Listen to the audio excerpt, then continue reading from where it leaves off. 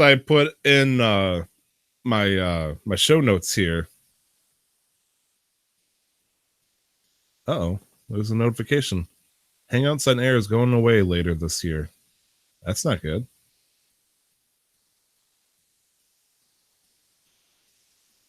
Nick, do you see this madness? I'm not seeing anything. It says, well, I got a notification saying this Hangouts on Air is live. Hangouts on Air is going away later this year. For quick streaming, try youtube.com/webcam. That's not how this fucking works. Up, time to find a new way to stream. Time to finally make you fucking learn how to use Audacity. Yep. Can't wait. Just go straight to Twitch because fuck it. I mean, technically. Technically, what, Nick? Technically, that is a thing that a lot of people do. Yeah, say fucking Yeah. go over the Twitch. Well, no, even for podcasts and stuff, there's a lot of people that do it that way. You just have to learn how to like actually rip the audio and shit. Oh no, I Okay. can still do that. It's actually pretty easy. Like previous streams, you can download and then I can just convert the audio to video, or sorry, video to audio. So actually, it would be fairly easy as long as the OBS recorded everything properly. We just wouldn't have the right compressions and all that stuff that we're spoiled with YouTube. I would have to do actual work, Nick. Imagine. Actual work. Imagine. I was supposed to go. I was supposed to go to the bookstore today, but I forgot. Oh no. When does it close? Oh, we'll probably still be recording when it closes, so it's fine. Do you want to push this off real quick? And no, I'll just go on Monday. It's fine. I'm sorry, dude. No, it's okay. I forgot. It's nothing on you. Just give me just one more minute. Sure. I just have to take care of something really quick. Oh shit. I made a terrible mistake. I didn't respond to our news correspondent. Well, that's fine. No, that's kind of upsetting. She's out there in the dark with articles ready for us. And an excessive need for medical funds.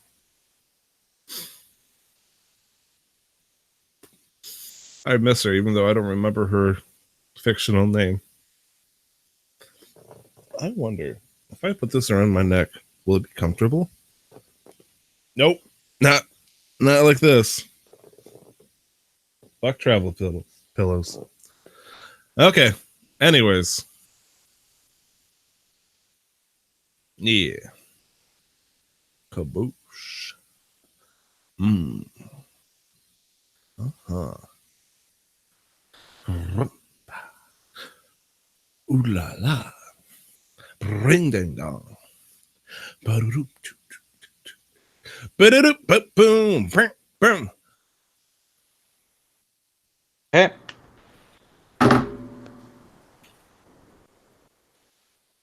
Tyler, are you ready?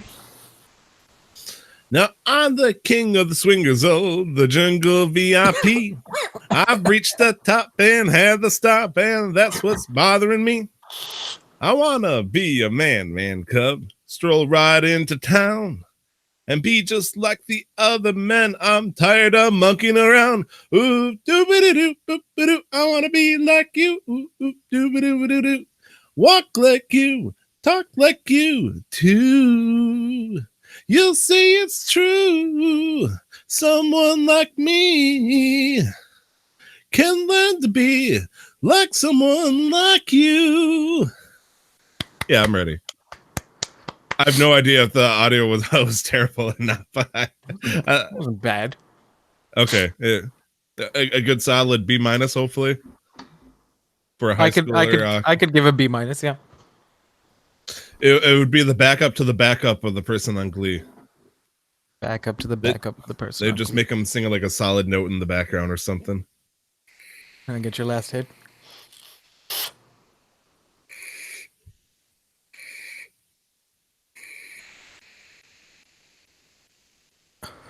Or like your last 4 hits, that's fine. What? I need to get a buzz, okay? You see me, I got a vape an average of like 7-8 times throughout the show. I got some sugar in. Got fluids near me. I got my vape rig ready. Got a new coil on the vape rig. I think I am. Let me just get everything laid out properly. Let's do that. Okay, I am good.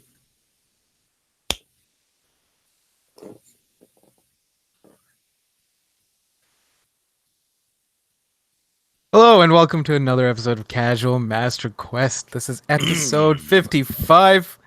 I'm your host for the episode, Nick, and I'm joined by my lovely co-host, partner, and friend, Tyler. Oh man, he called me Fran. What's cooking? Good looking. Oh, nothing. It's a very nice afternoon. I'm enjoying myself so far. How are you doing, Tyler?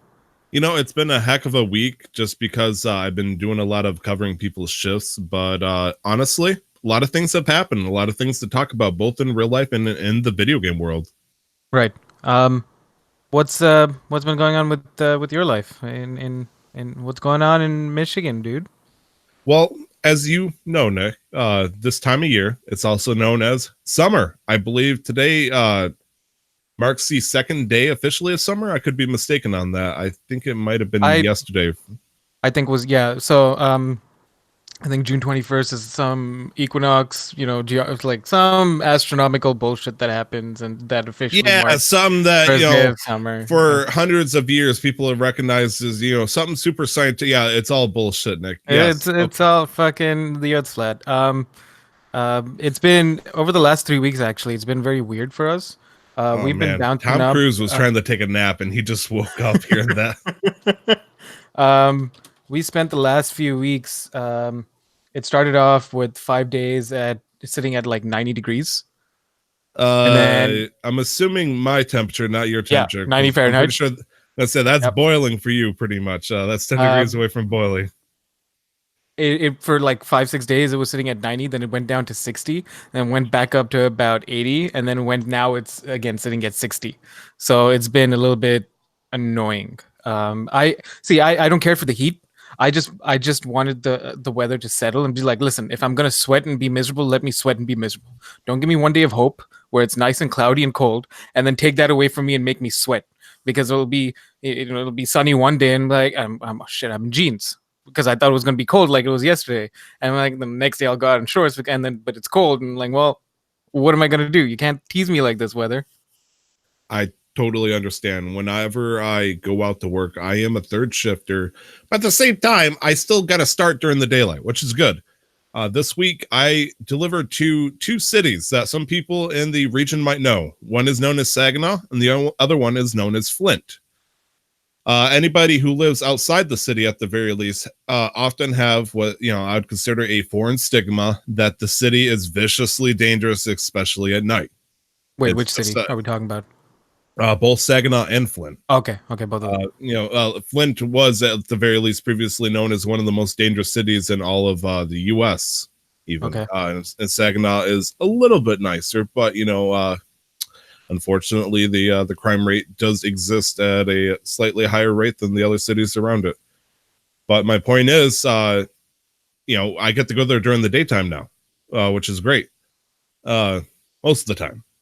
Problem is, whenever it's daytime around this time of year, I'm coming out and I'm cooking. So it doesn't matter where I go in the end. I could go to any city in Michigan. It's still going to be hot, but it's just weird because, I was like, oh, daytime in Saginaw, this place, it seems like a, post-war, nothing's wrong here and all that stuff. But then also I'm just dying and sweating on the pavement. But in order to prepare for that, because I've been having a huge issue back at the house, we don't have openable window. I don't know how you got the windows that you slide upwards. Yeah, I don't have that. It's weird. Okay. We have crank windows, the kind where you like twist a handle and it slowly and it just opens up like a little bit. Yeah, okay, like sideways. Crack. Yeah. You can't shove an air conditioner into those damn things. No, we you have can't. one window that we can open upwards. It's in the kitchen. And the window is actually so thin on the sides that you can only fit I think a 6,000 BTU air conditioner. Okay. That's not going to cool the whole house. That will cool the kitchen if you're lucky. And so I finally made the jump this year to get a portable air conditioner. There's a couple of problems with it. Just the whole idea, a portable air conditioner, you can put it on the floor and all that stuff. But Nick, do you know how the air conditioner works? As far as I know, with the portable air conditioner, you still need it still needs an outlet. Right. There, And so you have to run a hose through something or to somewhere. I mean, air conditioner has two major functions. The first one is the front condenses the air, which makes it cooler, and then the other side evaporates the air, which makes the air hot. And so it does need an exhaust port of sorts to pump out all that evaporated air and water. Sorry, evaporated water and hot air to send out the window, preferably. I didn't know this the first year, and I decided the best way to handle this was to put an air conditioner on a TV stand, run a blanket over it, and just air condition my bedroom. But the moment I got out of that bedroom, you started hearing the that classic desert theme as I walked into the living room. Just sorry, see the fucking pyramids, dude. It was bad, but hooking up a exhaust port to a crank window isn't impossible, but you still got to find a way to seal it because my crank windows, they're about 2 feet wide and then about 4 feet tall. Okay. So putting a 5-inch hose to that to an open window like that, you're gonna let a lot of hot air in. So it's like, what do? Do you plastic seal the whole thing down? Do you put plexiglass over? A lot of these kits that you put in the windows, they're not meant for actual big ass windows like that. But dealing with that, something I discovered this year, but some reason I missed it last year. I think it's because we started at the end of summer and these motherfuckers did not show up as midges. Midges, Nick. I've never even heard of midges until this year. The fuck is a midge? It is a bug. It essentially it looks like a mosquito, but the ones around here are not the biting type. But I'll come home at 4 o'clock in the morning. I'll have the light on the back of my house, and you'd think the biggest thing I'd have to worry about is moths and mosquitoes occasionally. But I will have thousands of these little midges sitting on the wall of my house, just kind of camping out there. And the moment I make any kind of airflow, aka opening my door, just sends them flying into the air. They'll fly in the air and they will fly on you. Like, Nick, I know you're not too fond of bugs. This would send you running, dude. It freaked me the fuck out. Yeah, well, smaller ones usually I have no issues with, but if once they're in a swarm, then it is as if a formidable opponent has presented themselves before me. Yeah, this these things, it's not like there's nothing you can do.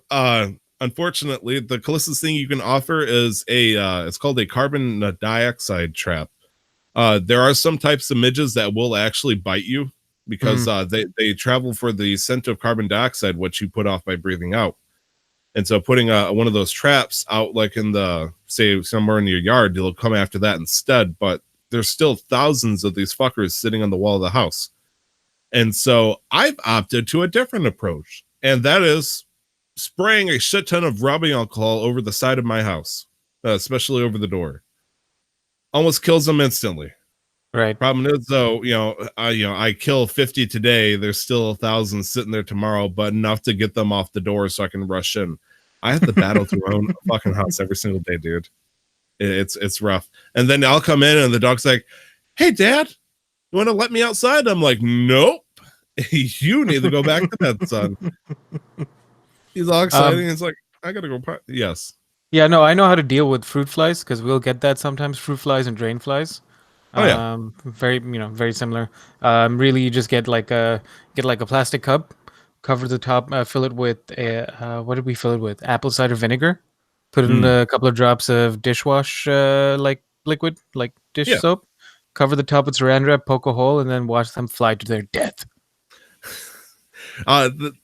Somebody did tell me this as well. Most soaps will also kill just the chemicals itself, since the bugs are usually so small that just even a diluted version of it will actually kill them. So if once it doesn't kill them, or at least from the chemicals, what happens, at least with the fruit flies and the drain flies, the moment they, because they're attracted by the apple cider vinegar, and they'll go in to take a little dip, and then the soap just clings onto them and just drowns them. so brutal. I mean, it's very effective. It's just the way you Metal say as that with fuck. like you say that like with such smugness, like, and then they die. And then they'll stop fucking annoying me. Oh man. Also, I actually had to go out into my backyard. I guess I didn't have to, but I chose to. I went out to my backyard around 3:00 in the morning with my gun. I fucking went out there with my gun. Yeah, what's happening? Yeah, what's going on? So I get home. I'm gonna say I think it was one of the. Yeah, it was a good night. So I would have gotten home, let's say around 12:30, 1:00 in the morning.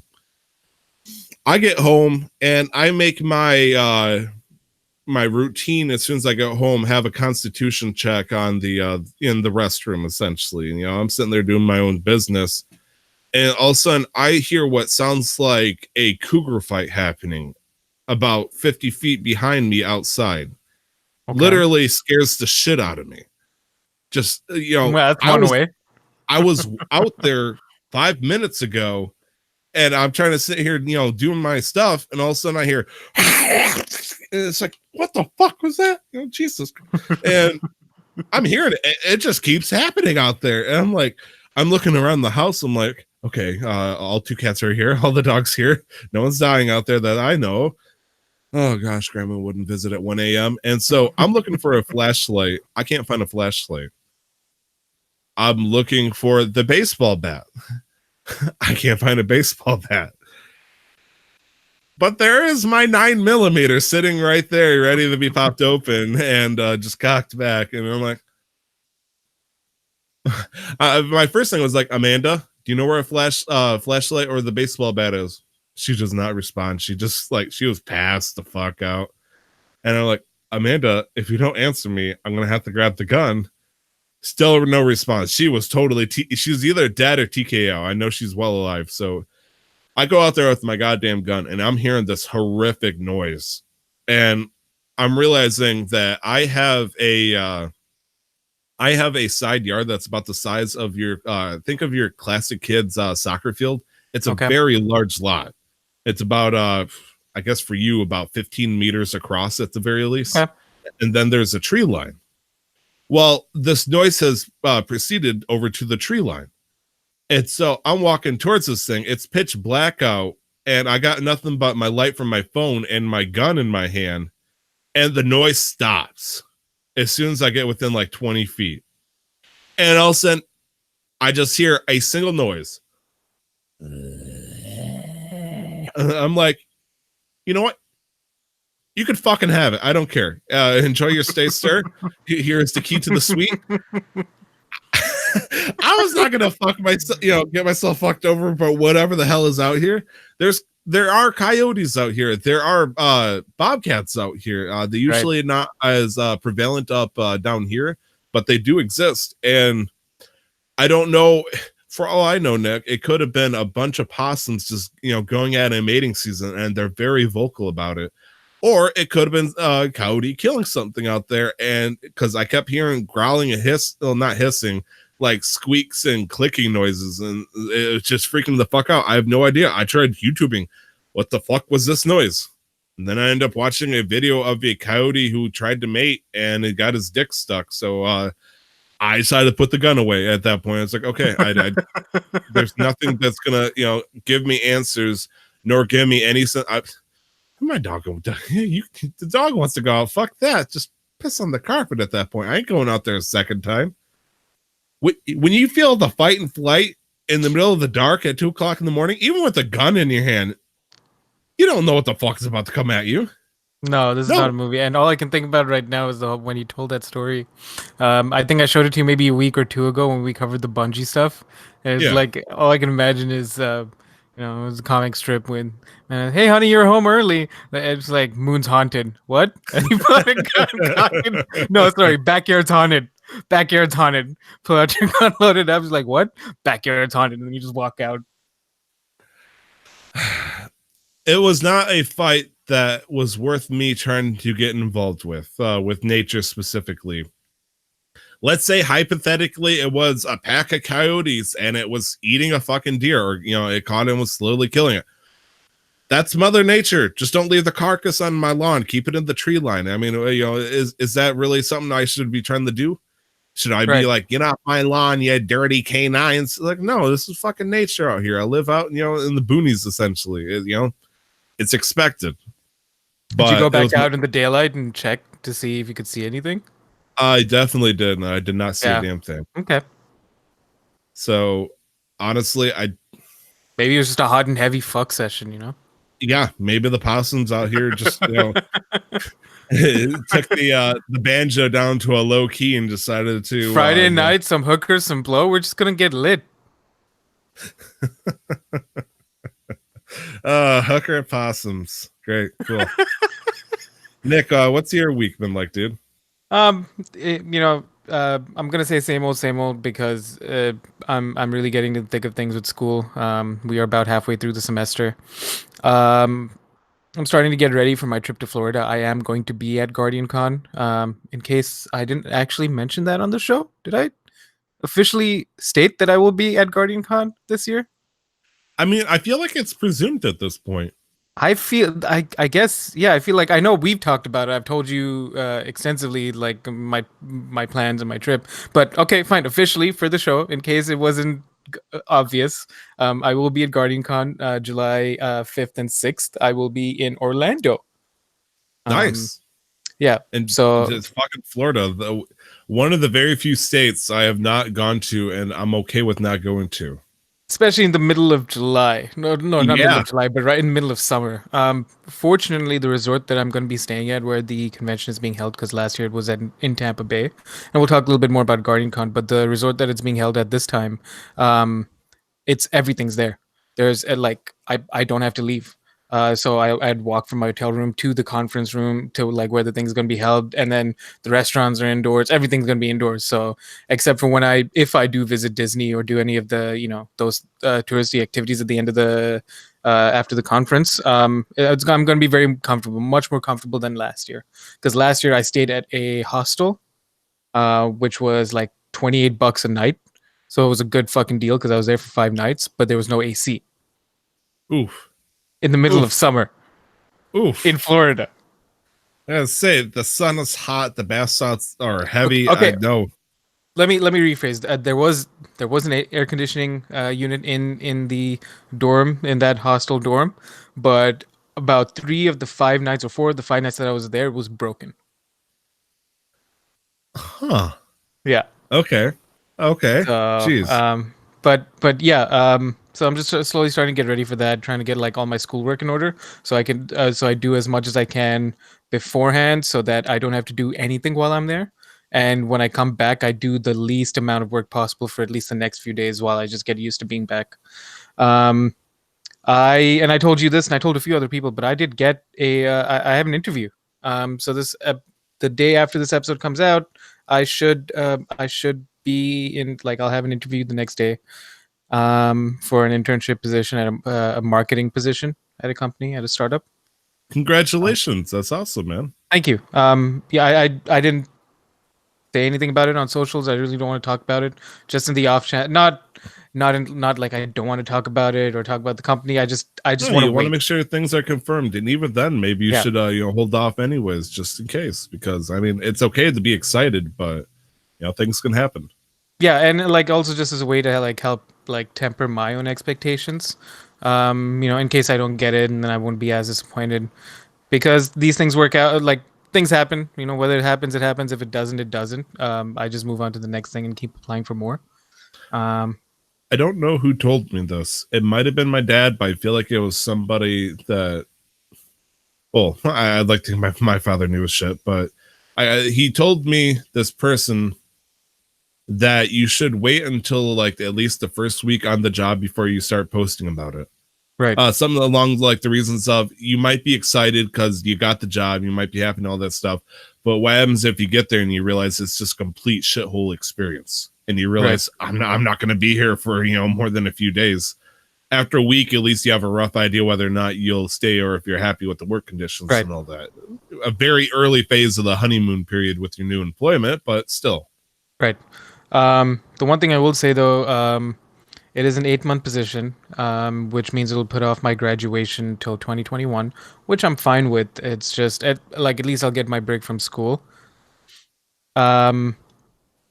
And internships, which I kind of knew was common knowledge, but like a lot of the people that I know through like Twitch or through the gaming community, or like some of your friends, like just in people I've mentioned in general, that I've got an interview coming up for an internship, and they're like, "Oh, good luck, dude. Like I hope it goes well, but be prepared to just you fucking put your head down and just grit through it." And I'm like, yeah, dude, like it's exciting, it's gonna be awesome, I'm gonna be paid at least minimum. We're like, wait, you're getting paid? And it's just a little shocking to see some people's reactions. Even though I knew it was kind of common knowledge, like in the States, unpaid internships are commonplace, whereas here in Canada, at least school-based internships, it's called work integrated learning, is properly regulated nationwide, and you have if there's a program between a university or a post-secondary institution and an employer, they have to get paid at least minimum wage in whatever province the company's in. So yeah, no, I'm just thankful that the school is affording me this opportunity. I mean, I do pay them a fuck ton of money a year, so it's yeah. So fun fact randomly for you. Yeah. Canada has a population of about 37 million. Yep. The population of one of our states, California, is 39.5 million. Yep. It's so weird. Just the you're saying everybody in Canada would get this kind of treatment. It's like, man, how many people get that treatment? And it's like, wow, we got one state that's actually more heavily populated than the entire country. Oh man, but still, and in general, that's fair to also like talk about. Like Canada does have a smaller population, and so when populations grow, things get harder and harder to scale up, with such as social programs and so on. So I can definitely understand the difficulties with that, but I still think, especially with the way like job markets are these days, going into internships and not even getting any kind of compensation is shitty. Especially because they'll give you the grunt work. True. That is absolutely true. And also some people like to point out the whole fun thing of like, oh, if you get an internship with Google or something like that, they pay you $50 an hour. And it's like, well, yeah, Google is an extreme example. And of course they want to look good in that kind of field. Of course they'd want to pay their, interns something like that. And they have fuck you money. There's fuck you money, which is kind of like you have so much money, you can do whatever you want. But Google has fuck you money, meaning they can do even more so whatever they want. It was like, oh, a project fails. It's no sweat. That's just like my second's profit gone. And plus, I'm sure they're going to make these interns do, the kind of grunt work that would cost them like somebody fucking $150 an hour, something amazing, just for the experience and all that. They still make money off you. Yeah. Very well, in fact. But yeah, that's really it. I'm just getting ready for GuardianCon because I do fly out in 2 weeks. I actually fly out July 4th, and I'm not excited for that. I'm flying out from Seattle. So I will have to leave. I'm not taking any chances, Tyler. I'm leaving my house early in the morning. I'm just gonna go sit and wait at my cousin's house and just wait. My flight's at 9:30 at night, July 4th. I'm leaving at 9 a.m. I'll be there by 3, which is I think hopeful because I don't know what to expect at the border. And then I'm gonna have my cousin drop me off at the airport by 6. Give myself 3 hours to get through TSA. It would be amazing if just perfect timing as you take off, the fireworks show over at Seattle started or something like that. That would be lovely. Yeah. See the fireworks blast off the landscape of Mount Baker off in the distance. That would be something else. I'm really happy I got a direct flight this year. I had a connection I basically had one stop going and coming from Florida last year, and that was one of the most stressful things in my life I've ever had to deal with when it comes to traveling. On my way back, my flight out of Florida to, I think I was stopping over at Chicago, was delayed by 2 hours, which reduced my my layover time in Chicago to 15 minutes. And when I was in the plane and I asked them, or when I was at the check-in, like when I was boarding the flight from Florida to Chicago, I'm like, okay, listen, only gonna have 15 minutes. What happens if I miss it? They're like, oh, don't worry, honey, you're fine. You'll make it. I ran, Tyler. I had to run. I was a minute away from them closing off the gate to the fucking flight from Chicago to Vancouver, and then I would have sat there otherwise in Chicago, and then it would have been sad. Yes, it would have. They should have said, "You'll make it if you try. If you believe in yourself, Simba." But anyways, that's that. And then, as I like to remind everybody, we are a video game podcast. Yeah, holy Um, shit. Yeah, that's right. And I don't have anything to represent video games on me at all, unfortunately. no, not at all. And I'm gonna go first, just because you did mention that you wanted to spin some yarns, which I'm more than happy to sit and listen to, as is the case. We'd be bored otherwise. Hell yeah. So except for Destiny, I finally started playing the Insane trilogy, the Crash Bandicoot remastered Insane trilogy. Nice. I never actually played the first Crash Bandicoot game. I'd only ever played the second and the third, and then Crash Bash and Crash Team Racing. So I started playing the first, and I'm kind of like, I'm gonna get to this eventually, but I really want to jump right into the second one because, nostalgia. Because this was my first game on my PlayStation 1. It's the first game my parents bought me when I was 4, and started playing through it, and I can't believe how I can't believe how, like, and I know this game came out a little while ago now, and I'm only just getting to it, but I just can't believe how much it looks like how it used to look like, Oh, yeah. or the fact that it just is essentially is just upscale. They didn't do anything different except for the graphics and the music. They just made the game again, and it just made me very happy and just made me remember of all the times that I'd play that game over and over and over again. And it also made me realize that either they made the game harder, or I was a god gamer and became worse as I've grown up.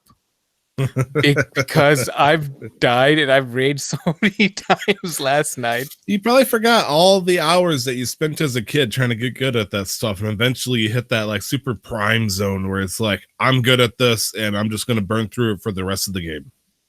And I mean, you 8.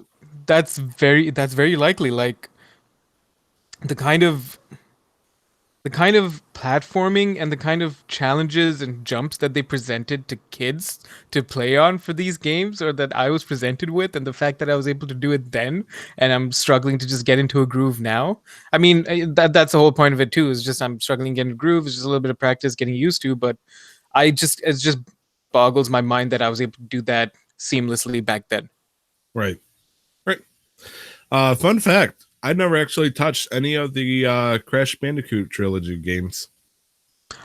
I would recommend the Insane trilogy then, because I bet. Oh, I mean, I didn't buy it because it's not my area of nostalgia, unfortunately. That's fair. Yeah. Who was I talking to when I mentioned Crash Team Racing? Somebody said Sonic, like the Sonic racing games. And I'm like, never touched a Sonic game, never played a Sonic game. I have no relevance, so like I have no connection to this, so I can understand that. And then I picked up Crash Team Racing. It just came out this weekend. Yeah, it did. And holy shit, the same thing. And what's amazing is they've remastered it again. They've just updated graphics. They've just updated the sound, like reorchestrated. Oh, they did a lot more than that. You got to give them some credit.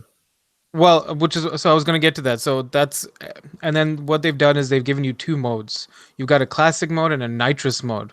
So in the classic mode, it's you just pick a character, and then you just races them throughout start to finish, play the campaign as it used to be. And they've added a few UI things to make it easier for you to know exactly when to boost, to show you the power slide meter and stuff. And then the nitrous mode, they give you customizability. You can swap out characters. I think you can, add aesthetic stickers, skins. There's a whole bunch of things that go into it, and I think it's a little bit harder. I haven't really looked into it too much yet. I just dove right into the classic campaign. Which I did too. I did get a look at it as well. Holy smokes, they added new characters to it, which threw me off. Characters that I'm assuming is part of the Crash Bandicoot, games, but I've never seen before. Right. Like Crunch. Crunch looks kind of like a less beefier form of Tiny Tiger. Maybe he has some kind of connection to him. They also introduced the new carts, because before it was always one thing, go-karts, essentially. And there was one person that had like a spaceship, and that was the final boss of the game. Oxide, yeah. Yes, nitrous oxide, I believe he called himself. Which I guess I just know that for sure his name's Oxide. So not only do they got new characters, they got new go-karts, they also have new skins. Yeah. Which you can unlock these skins by completing activities in the campaign, or they introduced a currency system. They have a shop in the game that's strictly, from what I can tell anyways, you can only earn the coins by playing. And they have a shop that's rotating out almost Splatoon 2 style, where like every so many hours, it might be once a day. Like when I checked it for the first time I played, it's like 4 hours left before we give you all new stuff. This stuff is common. This stuff is rare. This stuff is legendary. And it's like, oh boy, okay. And you win between 20 and 40 coins every time you win a race. And there are some stuff out there I saw that was worth like 2,000 coins, 3,600 coins. It goes up. Eugene he got the game yesterday. He just beat the campaign. Jesus Christ. And now he's gonna 100% it, but he just beat Oxide. Yeah. So now he's working on 100%ing the game, which is his goal because he flies out on the 2nd of July, and he wants to 100% before he does, because he's not taking his PS4 with him. Now, 100%ing, are we talking about like all the races and time trials and stuff, or does that include all the skins? Not all the skins, all the challenges. Okay, I was saying that's masochistic. I mean, at that point. You might be able to get all the skins because the amount you get per win starts to increase as you go to the higher levels, the other zones. Oh, good. Okay, yeah. I thought I was gonna have to win 100 races just to get a single skin. I'm like, I don't know how much they go up to, but I know they go higher. So, and it feels good. It feels really good. And as I was playing, even with the Insane trilogy, as I was playing, there were so many things that were slowly just coming back to me. It was like, oh, I remember how to do this, or I remember looking out for these things. So when you to boost, you power slide into a turn, or you can just power slide, and then you have to hit another button at the right time for you to get the boost, and you can do that up to 3 times on a single slide. And so the visual cue in the remasters are either you have a meter that shows you when to do it, or you look out for the wheels that spin up and burn up. They just glow at the right time. And then as we were doing, I'm like, something about this is familiar, but it's not the wheels. I know we didn't have that. I can't remember if we had the power bar. And then I realized it's the smoke from the exhaust. Yes, I think it turns from like white to black for the second that you tap it. Yep. And I'm like, I remember doing because I remember being pretty fucking good at Crash Team Racing. Obviously, I played on my own. I didn't really ever play with anybody else, but I remember being pretty decent at just getting the turns down and getting the boost right. And when I was playing for the first like 20 minutes, I'm like, why can't I boost? Why can't I figure this out? And then I saw a tip somewhere. I'm like, oh, power slide, hit the other button. I tried that. I'm like, wait, this feels familiar. And then I figured out how to change it properly. And before you know it, after like 20 minutes of practicing on the first track, I was zip slapping all over the place, dude. It's so much fun. The only thing that threw me off with this new version of the game was back in the PlayStation version, you press R1 to jump, and, while holding the direction you want to slide, and then you can adjust how sharp or loose you hang that slide by pressing towards it, against it, and then you tap L1 at the right time to get the boost. However, every time I do that, I hit R1 to slide, and let's say I wanted to slide towards the left, so I hold left, jump to do that, but then I'll hit right, that way I can do a wide slide. Problem is, though, until I hit the ground to begin the slide, my character will move even mid-air for some reason to the direction. So when I hit the opposite way to do a wide slide, he'll instead start sliding in the way I against what I wanted, and it throws me out. And so I got to get the timing right to where I gotta patiently wait until he hits the ground, unlike before, where I felt like I was able to do it almost instantly. Right. But I'm starting to get used to it and getting the hang of it, and I've only gotten about an hour and a half into it, so It's about the same. Yeah. And honestly, I'm gonna play it as soon as we're done with this. So I mean, it's I beat the first 4 tracks. Plays first already, so I've unlocked the first boss, Ripperoo. So I'm gonna dive into that, and then before we get into your games, Tyler, there's one other game that I played that I put on here, and you might be wondering what that is. Have you heard of this game? I don't think so. No. Okay, and you're gonna have to bear with me. This is unusual, but I'm just because I need to do this, and I need to do this. Let's see if I can get it in the right position. What the hell am I hearing? That is Blip Blop, Tyler. You gotta blip the blups. Like, that's it. And I've just been playing that on my downtime, like in class or just it like... It sounds like wooden wind chimes. So you basically just hit the thing. You just tap the button? You just tap the button and then you get more blops. Yeah, you blip, you get more blops, and then you can spend it on upgrading your thing to get more things, your vault capacity and auto blipper. But just listen to that sound. And then if you do it long enough, you'll go into frenzy mode.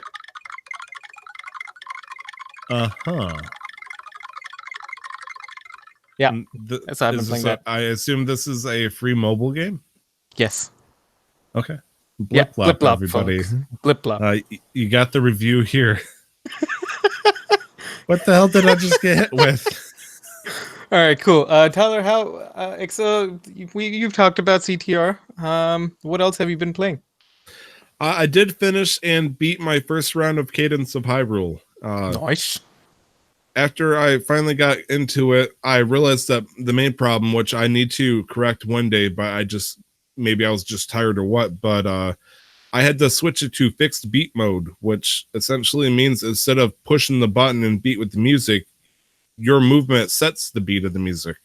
Okay. And so it turns from an active battle to I move, they move, or they do whatever they plan on doing, which gives me a more time to plan out stuff. So it's essentially just putting it into easy mode. I'm not going to lie. I did appreciate it. It was fun. It was actually a lot shorter than I was expecting, but I guess the people's arguments was because there's so much more replayability because every area and dungeon is going to be different. It's going to be a fresh playthrough every single time I get into it. The bosses actually were difficult, and that was in fixed beat mode, so I can only imagine what it would have been like if I were to play it in the regular mode. The story was there was a cool moment where you get a sneak peek of the King of Evil himself when he was just a prince, because apparently he's not actually evil just yet, or he's not evil at all. I have no idea how that works out, but then we're talking about Ganon, right? Ganondorf specifically. Okay, just clarifying. Ganondorf, King of Evil, we get to meet him as a prince essentially, and it was just weird. If just like, oh, all I do today, nowadays is practice the piano, but one day I want to see the world, kind of shit. It's like, okay, I get it, I get the hint. Ha ha ha. This is the bad guy right here. And I had a really weird moment because once you get to the final area, it's like, hey, if you want to, you can now switch to any of the other characters if you'd like. I'm like, I've never touched any of the other characters for the entire game. I always played Zelda. You can play as either Zelda, Link, or the character that is the person whose name I don't know because I never really bothered to check. Is the heroine of because to you it's a spin-off. It's a spin-off Legend of Zelda game, and it's giving you the option to play as Link or Zelda in a third person. So why would you pick the third person? At least to you. That's what I assume it's like. I'm gonna say, sorry to say, I mean, there are other people who really would appreciate it, but for me, it's as Nick says, it's a Zelda game. So I beat that and I got that out of the way. I did play CTR a little bit, had some fun. I got a lot more to enjoy out of it this weekend. But there's been one big game that I say big very loosely at this point, game that I've been playing throughout the week, trying to get into it. A lot of things have happened since I've last spoke about Grand Theft Auto 5, the roleplay server.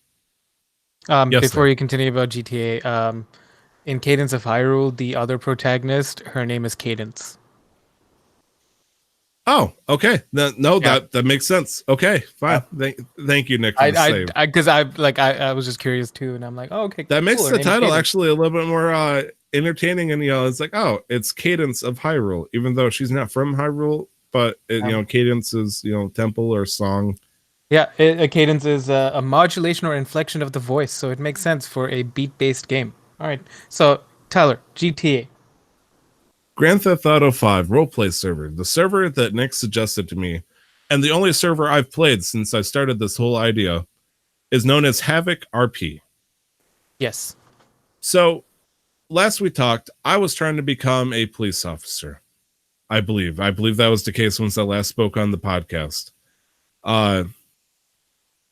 Yeah, I think so. I think you mentioned that you were trying to I think you mentioned believe one of the stories that led up to you being a cop. Yeah. Sometime that night or something like that. I think after the podcast I said I was going to meet up with somebody who was going to train me to become an officer. That person proceeded to show up as Bob the Alien. I went to the main parking lot in the center of town, and sure as shit, there was a person in an alien suit that was driving a moped. He clocked eyes on me. I realized what was about to happen, and I decided just to walk straight and keep going. I was waiting for a police officer. I was not about to role play with the goddamn alien. And so what does he do? He starts to follow me at half a mile an hour, just creeps behind me. And I'm trying to say out loud, oh, this is a hallucination. You're not real. You're not real. He's like, no, I'm not real. Do you have a car? I'm like, yeah, I have a car. Just take the damn thing. Yeah, I got things to do. I'm waiting for somebody. Yes, this is a nice car. And he starts beating with the baseball bat. I'm like, right role play, dude. I'm like, where the fuck is this police officer? And I'm like, you know what? You can have the damn thing. There you go. Have a good day. And then I checked Discord to see where the hell this guy is.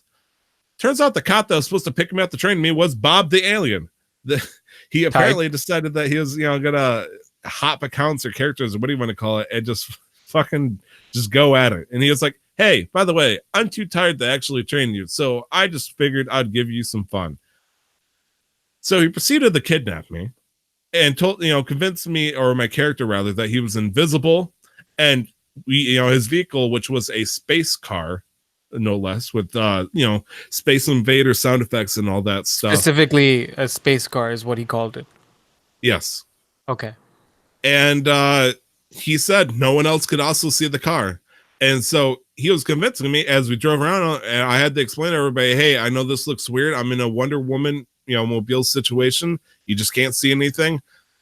I'm in trouble. I'm kidnapped by alien. Please save me. And then he would just fucking take off. He'd go in front of the cops, and the cops are like, what the fuck? And it's like, I know I'm invisible and I'm sitting in the air.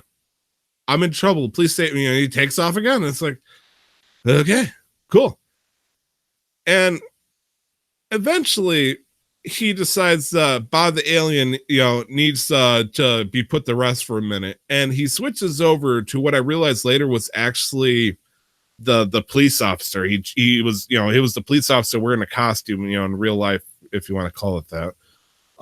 And then he proceeds to take him back to the parking lot, and he's like, have a nice day. And the person that plays the top sheriff of the place I'm trying to get into, he shows up on an alternative character. I realized that, and he's like, what the hell? I'm like, that motherfucker's an alien. He's been trying to fucking probe my shit. And so him and I just start booking it, and Bob the Alien's human character is chasing after us. I start going into full-on Solid Snake mode. he can't find me, but I'm trapped in the back lot of this parking lot here. And this other cop character who's on an alt is like, I'll distract him, you run. And so he distracts him. I was like, well, that's the way I gotta run. There's no distracting here unless he's gonna blatantly see me. So the fucking guy walks, this alien motherfucker starts walking towards me, and I'm hiding behind a brick wall. And so I do the only survival instinct I know best, Nick. I started making caws like a crow. I'm going, Yes, because as a fellow adventurer has once told me, if you need me, whistle like the crow flies, and I'll be there. I'm like, all right then. Oh shit.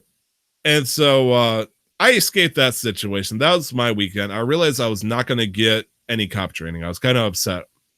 And so I spent the weekend instead maxing out my Dodge Charger. I got this sweet ride. I was very happy with it. It took a lot of time to finally get it off the ground, but it's there. We're good. I'm happy. Monday comes along, and I proceed to sit outside the police station with a guitar in the game and started singing about how much I wanted to be a cop. I decided, somebody's got to train me if they actually hired me, right? And so this worked, actually. I got the attention of quite a few people just, singing about how badly it is I wish to be a police officer, but no one's here to train me. And so I get my training after doing that. Fine, we'll fucking train you. Shut the fuck up. I think I got to that level, dude. So they trained me. It was a bit realistic, but then it kind of turned eccentric really quickly because I'm pretty sure we played taser tag or something like that after a while. All right, listen here, bud. You can't tell the sheriff, but sometimes after a shift, we like to come out here, pull out our tasers, and just have a little fun. And shit, after that, man, I got to be a probationary deputy, which is one step closer to becoming, an official officer of the law. I'm not quite there just yet, but I'm one step closer. I'm going to have to do in real life, because I've done a lot of studying of, cops and training and shit. I have actually learned quite a bit. Normally it's like a 7-week process, during this phase. But in reality, I'm probably just going to do like 3-4 days of doing ride-alongs with officers higher ranking than me. Preferably FTOs, which are field training officers. But if I were the guest, the server probably doesn't have too many of them, so we'll see. So this happens. I'm happy. I got a max Dodge Charger. I finally got to become a deputy. And things started happening, Nick. Things started fucking happening. The big problem typically was I couldn't get on in the afternoon because it was so popular and populated that it was 32 out of 32 people with like 6 people in the queue. You just couldn't get on at 3 o'clock in the afternoon. It stank, but it's like, what can I do? There was a World 2 that opened up, and I'm like, okay, I guess I won't role play. I'll just dive for gold in the meantime, just, get my grind on just for a little bit. It turns out, if I heard this correctly, that one of the developer staff members, because when I say developing, it sounds like I'm talking about a teenager hitting puberty. No, which is okay. Also FBI, it's also stand possibly down, true. Sir, Mr. FBI agent, stand down. We're just talking about a video game. Don't call off the attack. No, it's okay. We're all good here. Continue, Tyler. You say FBI, that means me. So yeah, no, I know. That's why, like, just it's like stand down. We're good. Don't knock on that door.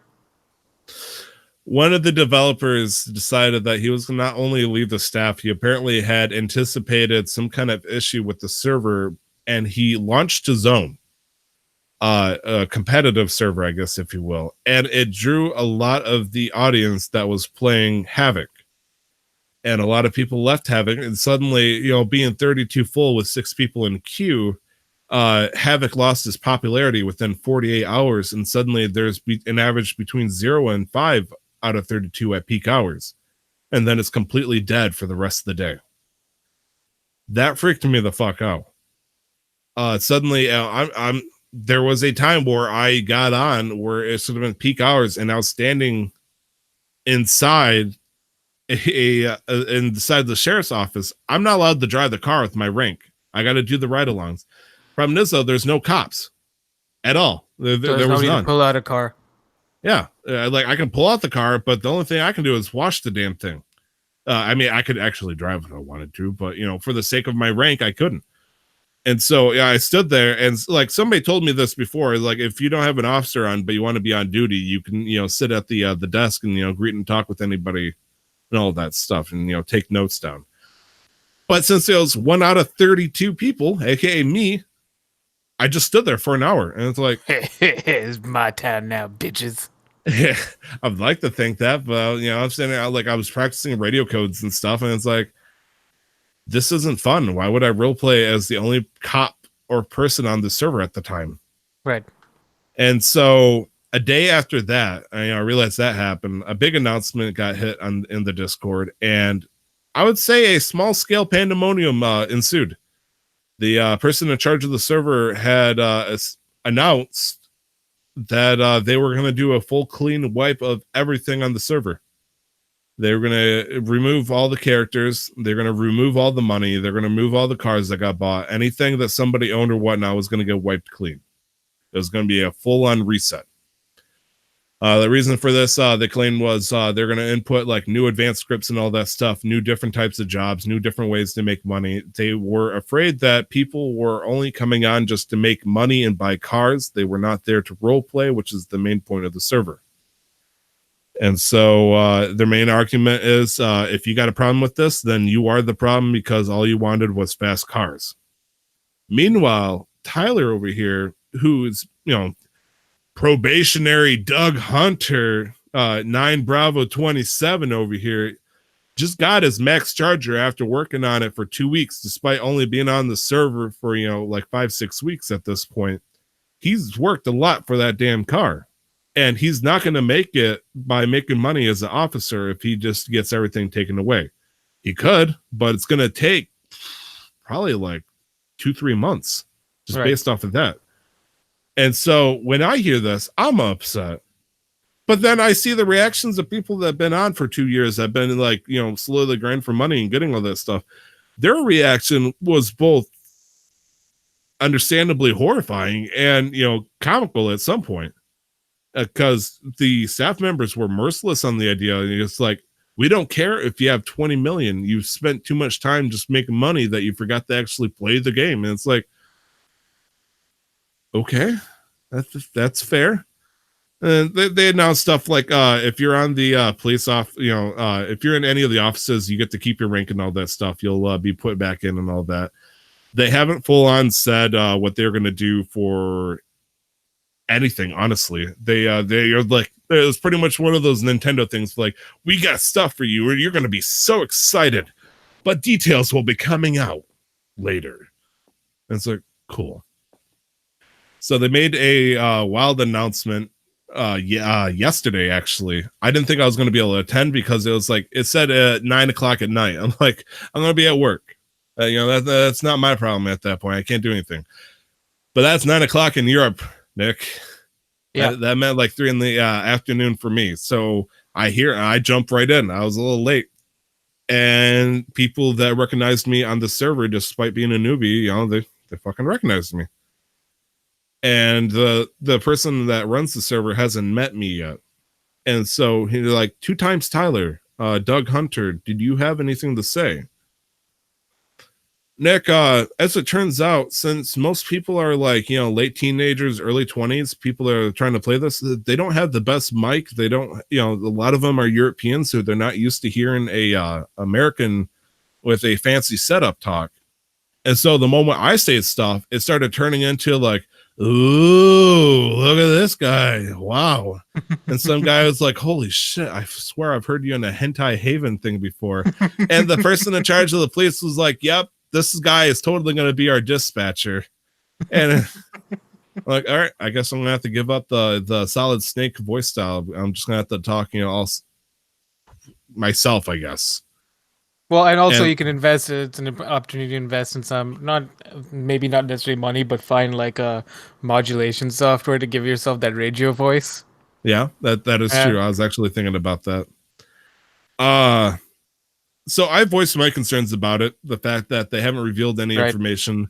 There was 45 people in this call, Nick, and not one of them was on the server. Like it was a dead server and a full group of people who are listening to the future of Havoc RP.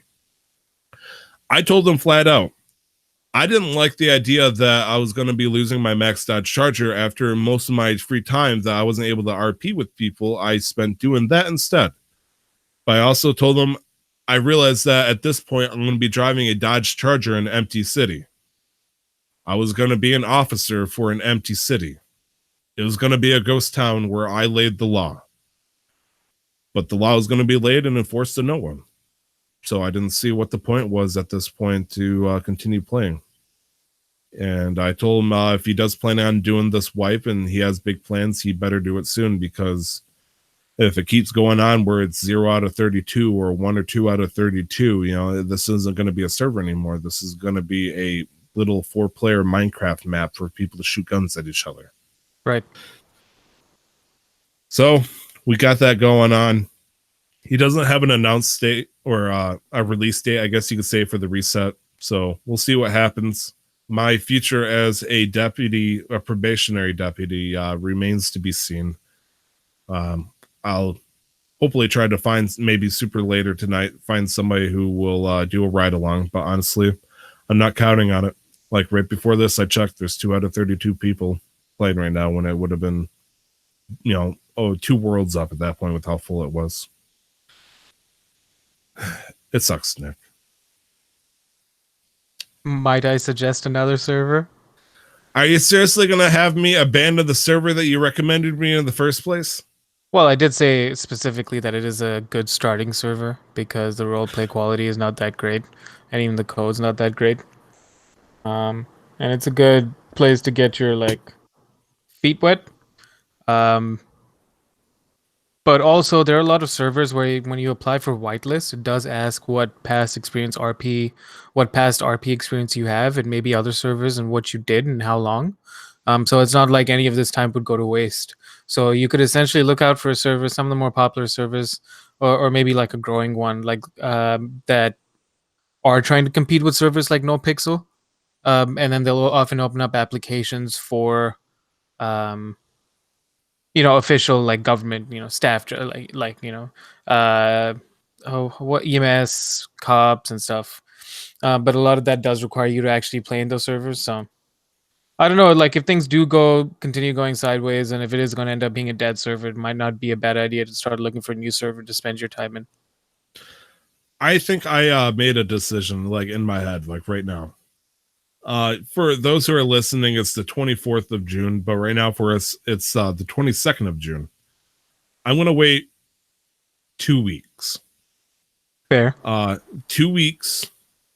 If they don't do the wipe by then and there's no recovery, I'm just going to call it, it's like one of those, I think these people have seen some shit back in the day. I want to give them a chance. I don't want to jump ship immediately just because I'm new. After the reset happens, I will give them one last week and see if they recover by, hopefully participating, being a part of it.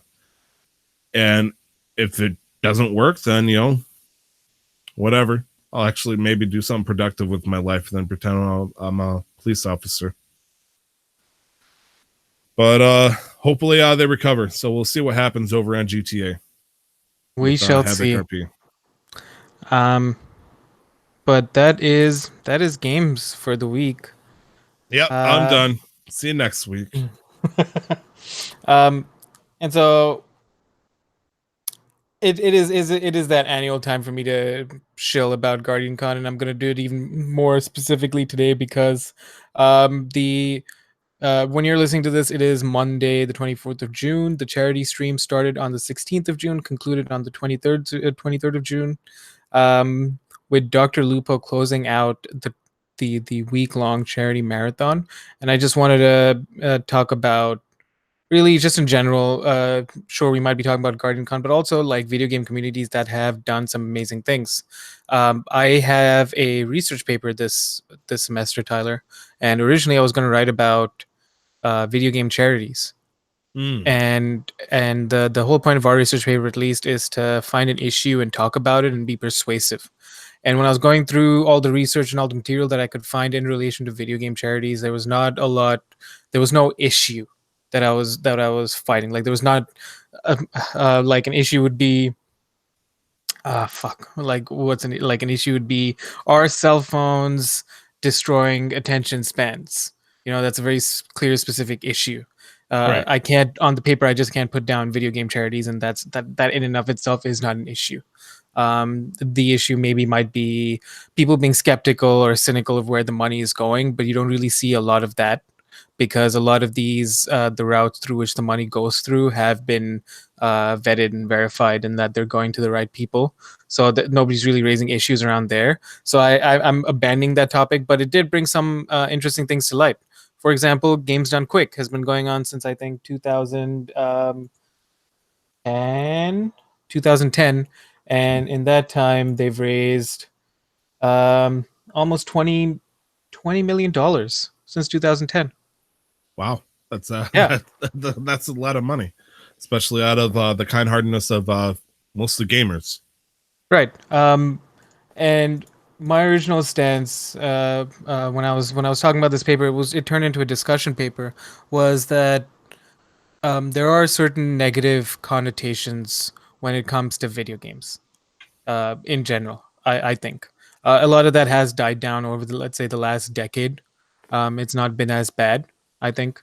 And over the last decade, even academically, and my prof confirmed this, and I found that through my research. In universities, there've been a lot of studies where they look at video games and using it as a tool, as a platform for education, for engaging communities, for interacting. So even there, the stigma on an academic level has died down. And so again, me and my paper was looking less and less like I could actually do it, like it was an issue. But I did learn some things that even, and my prof is an older guy. He's in his 60s. He's an older English guy teaching a writing course. But he's very progressive in the sense that he's very aware and in touch with all the current, like with the world as it is right now.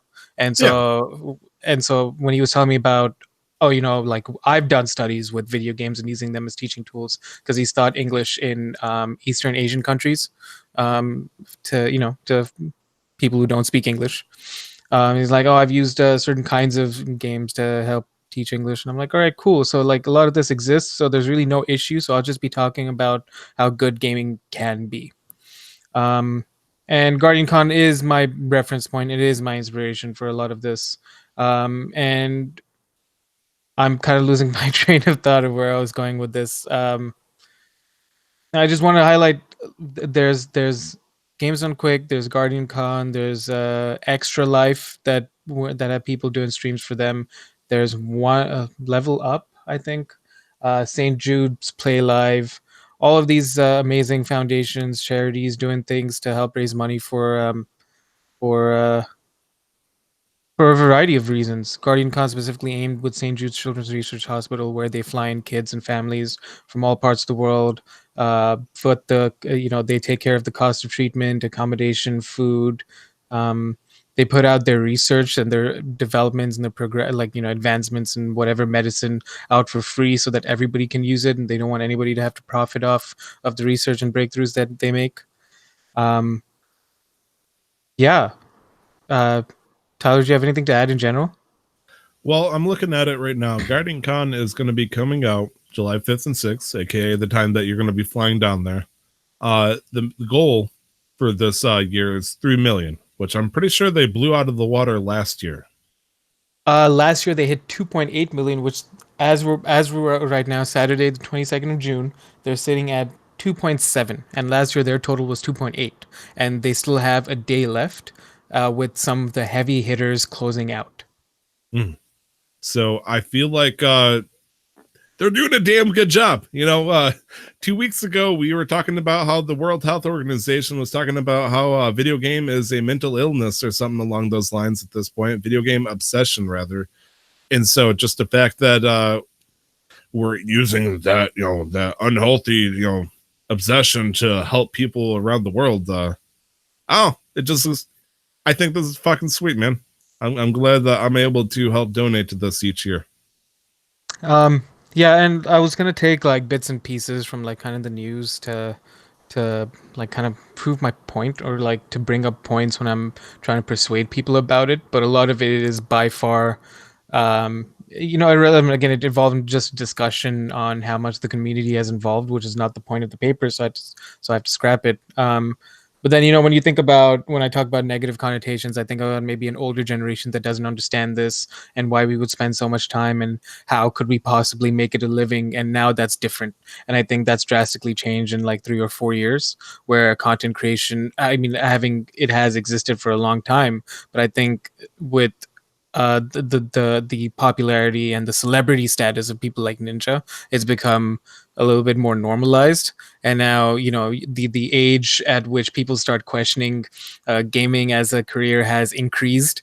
Right, so now it's maybe somebody in their 50s be like, oh, okay, you play games, so you're like Ninja. Is a common interaction you could expect.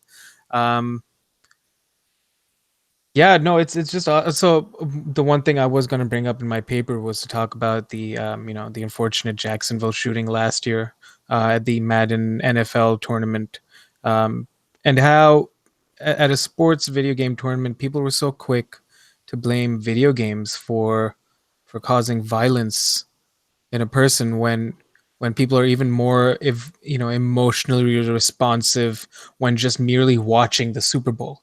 I feel like Yeah. fans are a little bit more violent when they're watching games, like actual sports games live, than actual gamers just sitting at a stadium and just watching their people just click a few buttons and play their game, their favorite game. And so it's shit like that that pisses me off, which is what I want to write about in my paper. But coming back to Guardian Con, they announced some heavy hitters. Tyler, have you heard about any of the people that are working with this year? Maybe I don't. Hit me. So this was confirmed along with the Borderlands event a couple of months ago. But Borderlands 3 will be, 2K will be there and they'll have a presence, and Borderlands 3 will be playable. So we kind of knew about that. This year, because it started off as a Destiny-based game, like a convention, it started as a Destiny community convention the first year. The second year they partnered with St. Jude's, and then they still focused around Destiny. The year after that, then they started to kind of break away as Destiny 2 came out and failed miserably, at least compared to Destiny 1. So then they brought in people from Digital Extremes, Warframe, they partnered. And so this year, they partnered with a bunch of indie devs that they're going to have their products, their games playable at GuardianCon. Rare is going to be at GuardianCon hosting a Sea of Thieves arena tournament exclusive to GuardianCon. Oh no, Nick is gonna. I'm not going to take part, but I'm just the salty sergeant returns. They're going to do. They have a Warframe community event called TennoCon. You're not going to do the Sea of Thieves, man? I'm not going to do the Sea of Thieves. No. The salty sergeant. You get 3 more guys. You could get on the SS Get Good.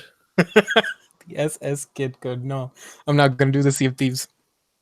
I'd rather leave it to a few more, to some of the more sweatier, saltier pirates, which there are plenty of. I'm pretty sure if you get any sweatier, Nick, you die of dehydration.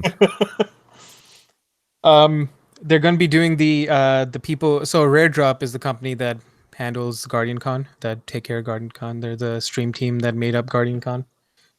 They've been working with people at Digital Extreme, and so they're bringing the TennoCon, which is the Warframe community convention, bringing the TennoCon keynote to GuardianCon, which I think is pretty cool as well because they're working hand in hand with them.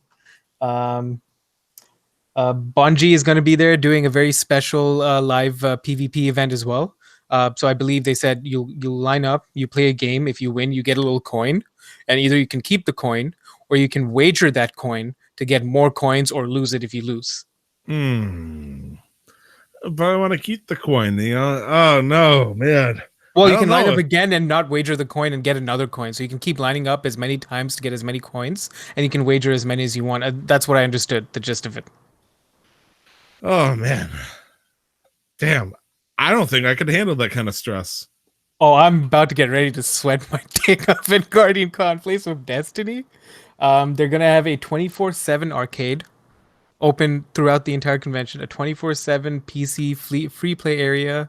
There's like 15 restaurants at the resort. It's called Rose and Shingle Creek. They've got a desk for Disney. So like when you check in, you can go to the Disney desk and you can go and buy passes for any of the resort because it's just like a walk to the resorts. Um, there's going to be a bunch of vendors. There's going to be a nightly adult only event. There's going to be an adult pool. It's going to be a good time. And to see them grow, to see these people, one of them who used to speedrun Borderlands, the other one who used to steal diapers because he was so poor and he had to somehow like provide for his family. So he had to like steal diapers. To see them now running one of the biggest like charity conference, conventions arguably in the world, where for now the fourth year they've raised and they're going to shatter 3 million. I just don't know by how much. Is a testament to how engaging the gaming community has become. Oh shit, man. Yeah, so much to look forward to. I know I went on a little bit of a rant there, but this is part of honestly, this is part of what inspires me, seeing people do things like this. It's like I want to be able to help people, and these people are helping people by doing the things that they enjoy doing, but they make sure that they do it in a way where it's productive and beneficial, and they're just not kind of like wasting their time. I'm not going to say playing games is a waste of your time, but sometimes there is a point at which I think most people can agree on where you're just sitting there and not doing anything productive ever. There's a difference between a Yes. week-long gaming binge and a year-long gaming binge. I don't know where you're going with this, Nick, because I'm starting to heavy sweat at that. But No, I'm just sure, trying to say in yes. general, like we've all had those phases in our life though, where video games, and I can relate. I'm sure I would hope that you could relate, where like really for a good portion of maybe a year, gaming was really taken away and made me procrastinate with my studies. It's just taken away from maybe just the quality of life in general. And then I started changing things and looking at ways where I can use it to do something productive and put myself on a routine where I can still game as much as I need to, but I can still get all my shit done. Nick, I've never, ever let a video game ever get in front of my studies a day in my life. Okay, yeah, no, I totally understand. That is fair. And so to see them like, listen, this is especially content creators, it's the only thing that we can do right now. This is the only thing that's making me money, but I still want to take it, even though I'm barely making anything. I still want to do more for other people, right? And to see the community give so selflessly. So I just watched Real Crafty and TSM Vis do a 4-hour block where they raised $100,000. And Vis was very much emotional at the end at the end of the block on his own stream, because he was a small story of how he started streaming 4 years ago and never imagined ever making an impact on anybody's life to this extent, where in 4 hours they could raise $100,000. Bungie came out and did a block this year, and they did $400,000 this year. And no matter what you might say about their games, Bungie's treated their employees well, and they try to do their best they can to put out a game that everybody could like, and also to treat their workers humanely. And they've made several charitable donations to good organizations over their long history. And just seeing a platform for all of these different individuals and companies to shine is heartwarming. Yeah. I would like to say, with some reservations, because I'm sure there's other companies, that Bungie's probably one of the most developing companies I could easily celebrate. Like I honestly, like I don't know how to word that better. I feel like, whenever you think of a certain video game company, you're like, oh yeah, they did this, but oh god, they did that and that. It's like, I feel like Bungie is probably one of the ones that you can just easily and the most celebrate. I'm sure they goofed up now and then with some of their updates and whatnot, but they made some bold changes, and quite frankly, I think they did it for the benefit of both their team and for the players. Right. There's an issue right now with a weapon in the game that is completely broken, and it's causing a lot of people a lot of stress. And they put out an update about it. They're like, all right, listen, because they talked about it during their block as well. Like, look, we understand, and we weren't expecting this to happen with this weapon, and we're having a hard. We're struggling right now with the decision, either because they have an update in the pipeline for July. Like, either we let that update deploy and put out a fix for this weapon a little later, or we pull that update from the pipeline and we patch it, but that'll mean we'll have to put some crunch time on our developers, on our employees, and we really want to avoid that. And so that's the main reason why we're not going to do it, and we're going to work on it as part of our normal workflow. Be funny if there was some kind of like honor bound system amongst Destiny 2 players, like we shall not use that gun, and anybody else that uses it, like they get like shamed for it or some shit like that. No, we're toxic as fuck. We'll use whatever we have to win. We use the most broken shit to win.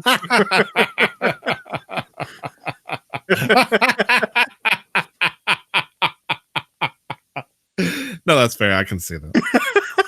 I mean, like even especially in the competitive playlist, you'll do whatever you need to win because the points matter there. I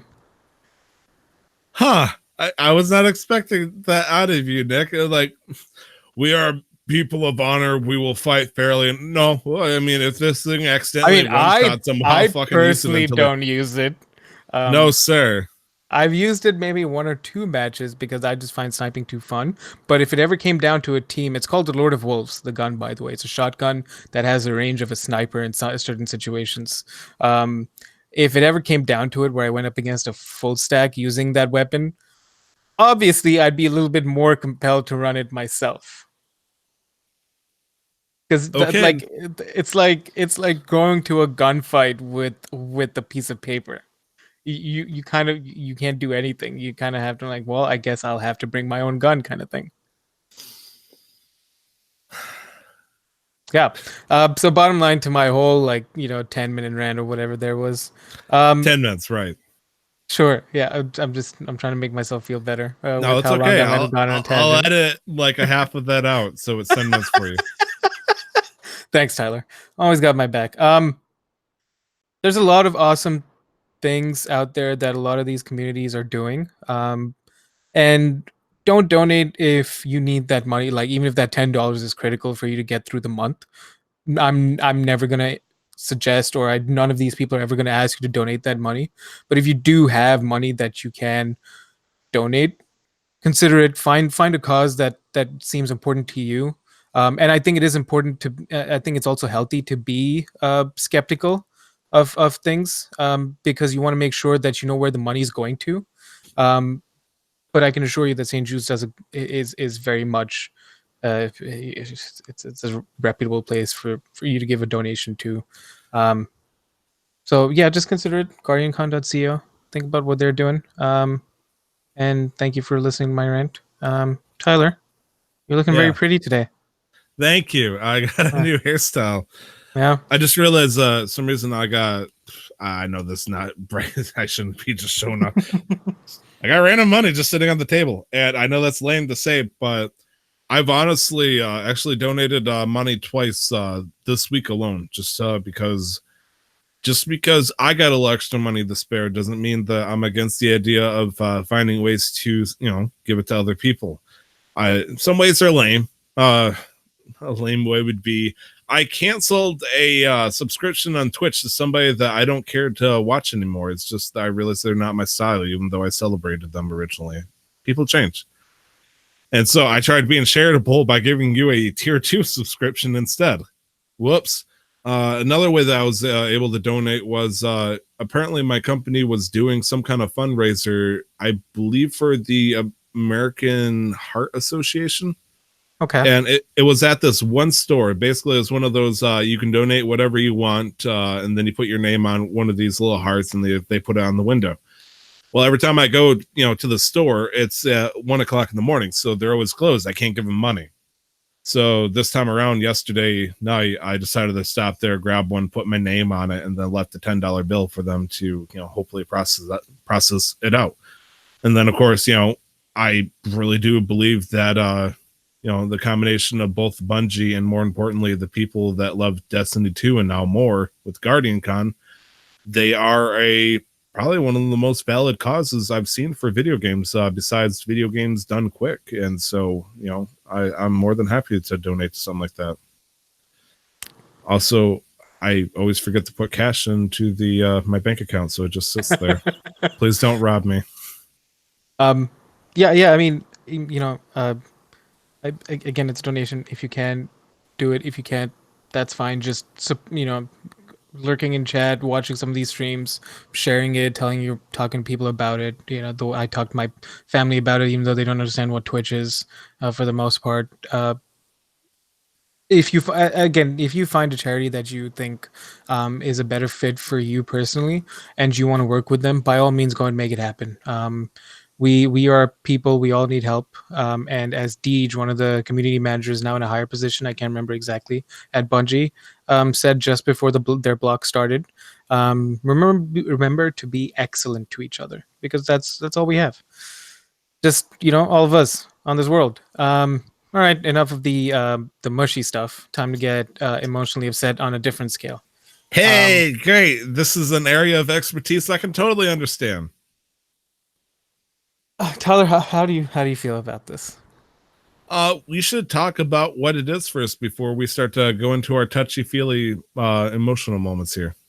All right, so Tyler, do you want, because I've been talking for so long, do you want to open up with this? Do you want to tell us a little bit about what's going on here?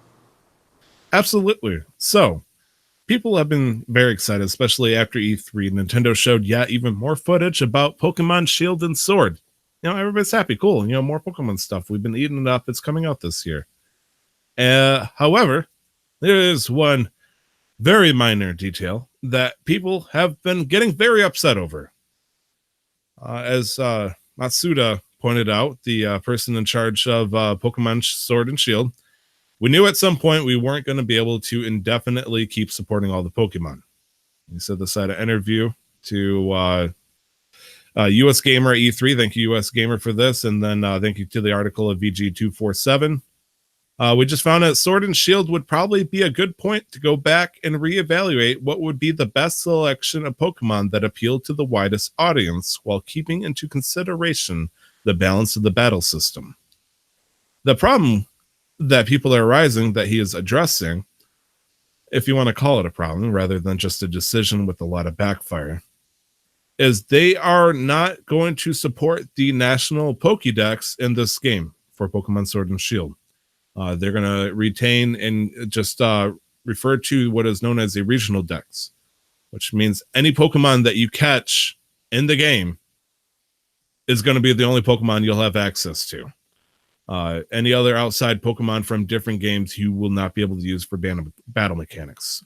There's over 800 Pokemon. I'm pretty sure it now pushing it close to 1,000 at this rate, depending on how many they introduce. But you're only going to be able to access so many in this game. So, right. For people that have living dexes, I'm so sorry, Nick. Well, I mean, specifically talking about the living dex, it's not an.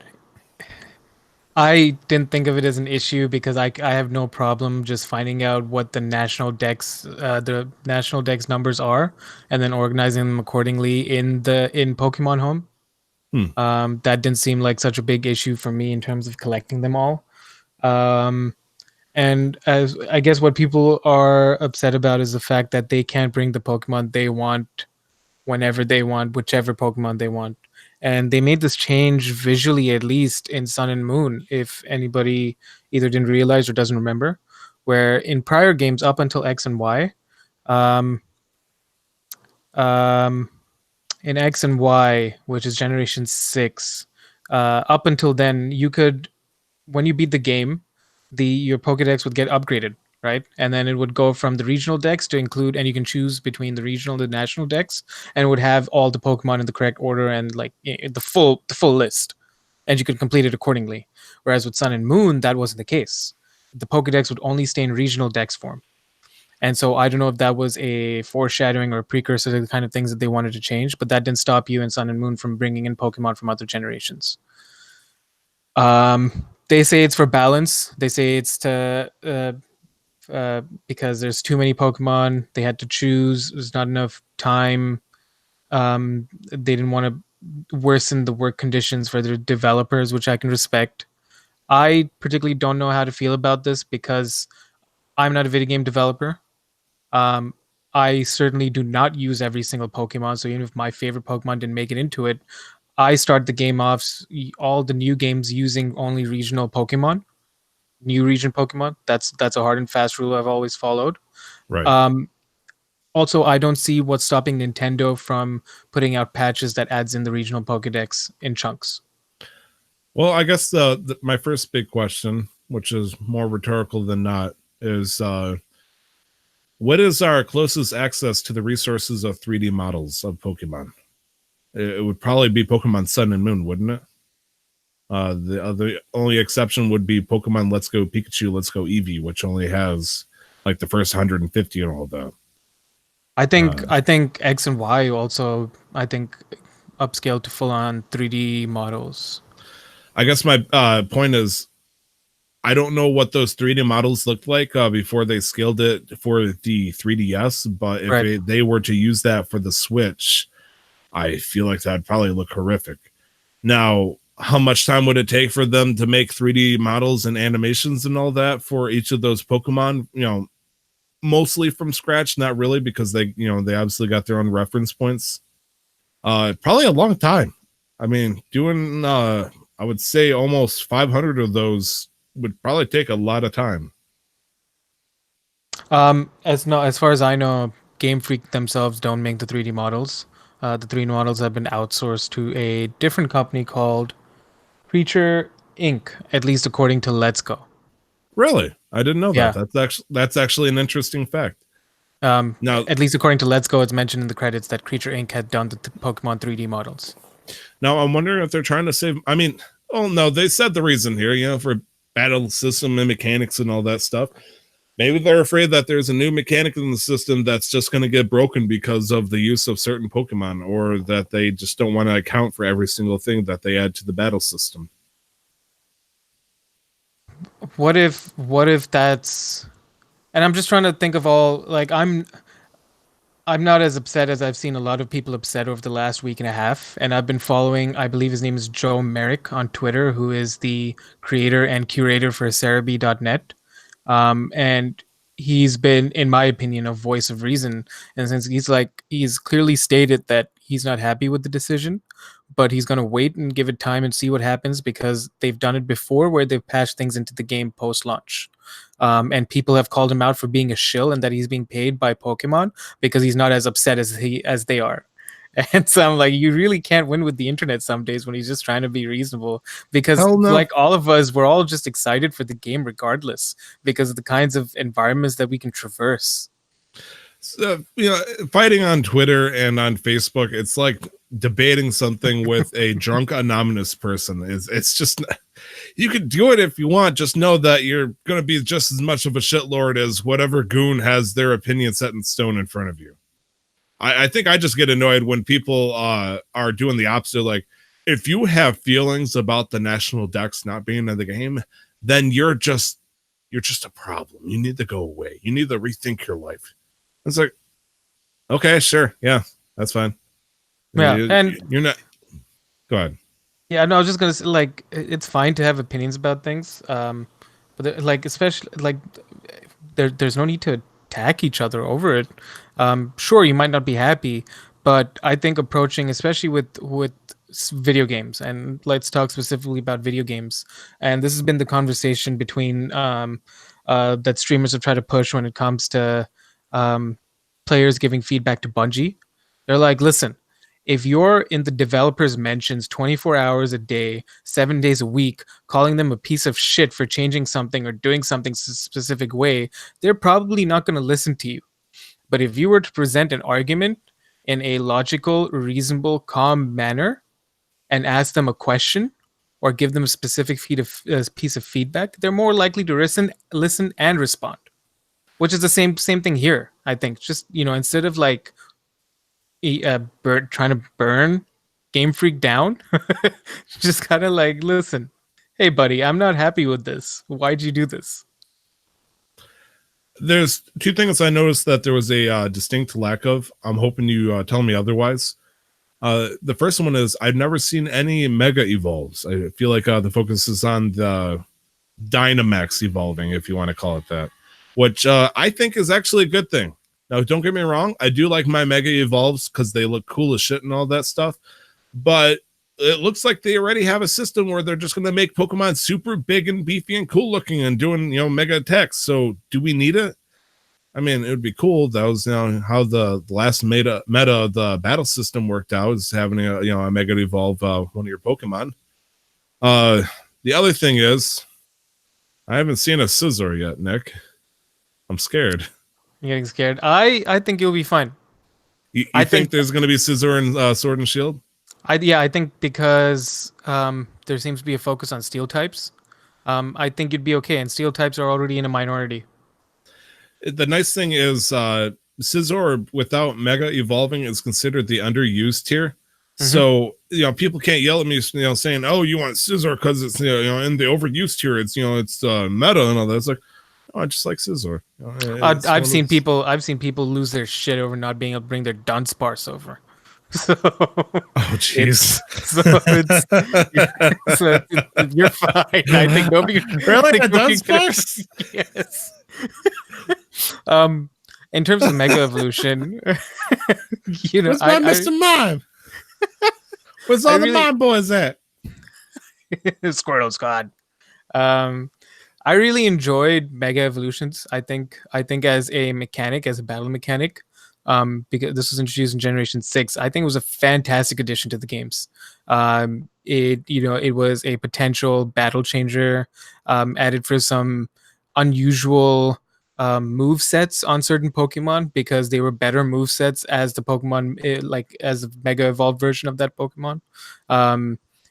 It involved for some unique strategies, though I didn't get into the competitive side of Pokemon games ever, but at least that's what I was aware of. And a lot of people did enjoy Mega Evolutions, but then came Z moves in Sun and Moon, and that kind of like Z moves turned me off almost immediately. Like I used them during the campaign, but I didn't mess with them. It's just like I agree. Okay, I think they were there to replace Mega Evolutions, I believe, or to like phase Mega Evolutions out. And the lore that they came up with it was do you remember what the lore for Mega Evolutions were? They found a keystone that reacted with a special bracelet you found, but I don't remember. Like, it released some kind of bond between you and your Pokemon or something like that.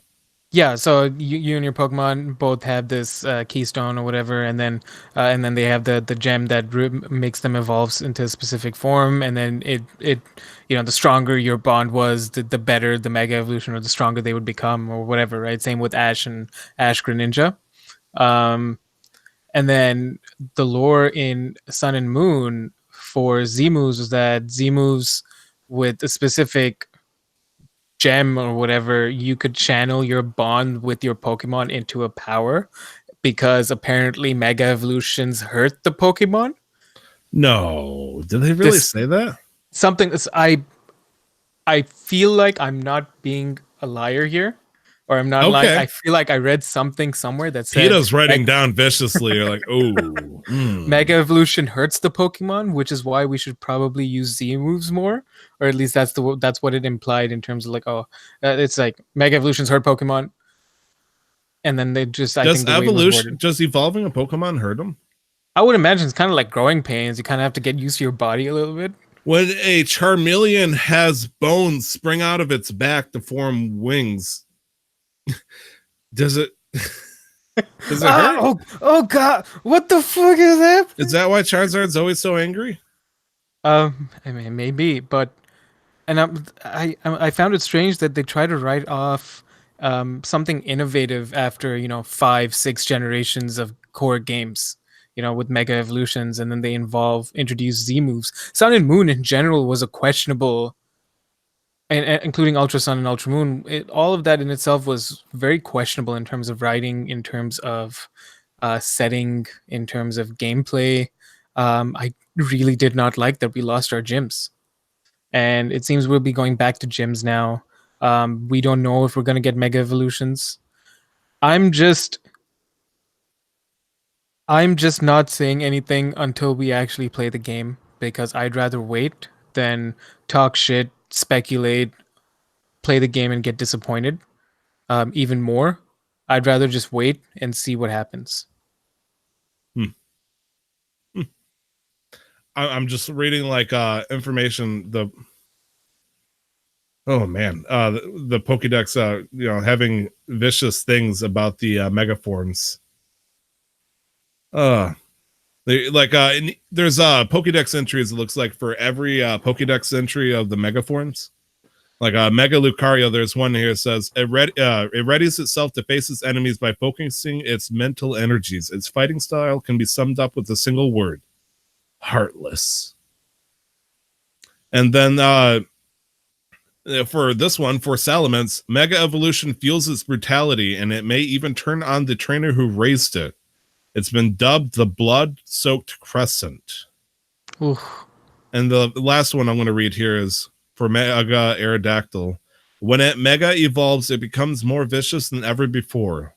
Some say that's because its excess of power is causing it pain. Just damn, dude.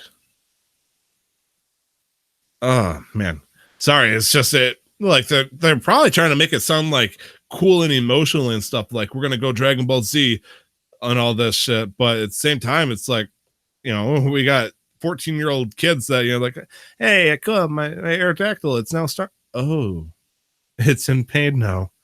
It's like, what do? Do you give you send Mega Aerodactyl to a little happy camp up north or something like that? Do they send it upstate to the ranch? Do they put send it back into the ground? That's one way of putting it. Jesus, back into a fossil. What? How are you feeling about Sword and Shield right now? Oh man, I'm excited at the idea that's going to be for the Nintendo Switch, but I think that's my main excitement right now. It's one of those things where I feel like it's going to be a good one to coast through versus one that I'm super excited to play. I might just be growing out of it, Nick. I mean, at this point, that's a very fair thing to say that maybe this is, I'm finally leaving the audience that this was intended for. But at the same time, I did enjoy Pokemon Let's Go Pikachu, and I'm pretty sure I played a good majority of the Pokemon games that came out in like the past 3-4 years. So honestly, even if I don't think it's the best fucking game on the planet, it's still going to be a good game, I'd like to think. But it's nothing for me to get super hyped over, I'm sorry to say. Right. I'm just excited because it's a core Pokemon game. Heck yeah. It looks beautiful. I'm very despite the whole national dex thing and it hampering me being able to collect all 804 plus Pokemon in the game. I'm just excited that we're getting a new game. It's going to be on the Switch. The worlds that they're building are beautiful. If that's what it looks like, at least it looks like there's an actual like Pokemon trainer league, because it was from some of the screenshots you can see stickers of things that look like league badges, league stickers. So and like they even show the first gym leader in a stadium. Like you fight him in a stadium, and if you watch the trailer. Boy? Yeah, the big leafy boy. And if you watch the thing as the match is starting, there's a drone that flies around that's capturing and recording live footage for whatever. And so I'm excited for the possibility of the world that they've built.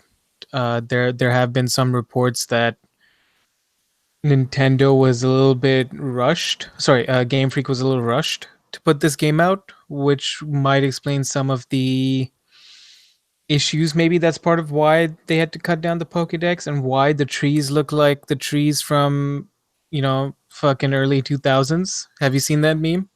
I didn't get a good look at it, but that's fair. They probably have Twilight Princess trees. Which is exactly what the article references that I found. They look like Twilight. I'm not even kidding. Are you serious? They look like Twilight Princess trees. Despite Nintendo, all of that, you shouldn't be looking at the trees. You should be looking at the Pokemon. There ain't no Pokemon in trees. Pokemon right in front of you. They'll come get you. Better watch out. Despite all of that, we're going back to your standard battle of gym leader fucking format. None of this Nick in the chat bullshit. Yeah. His argument for the benefit of Game Freak, he says it's England, so the trees are older.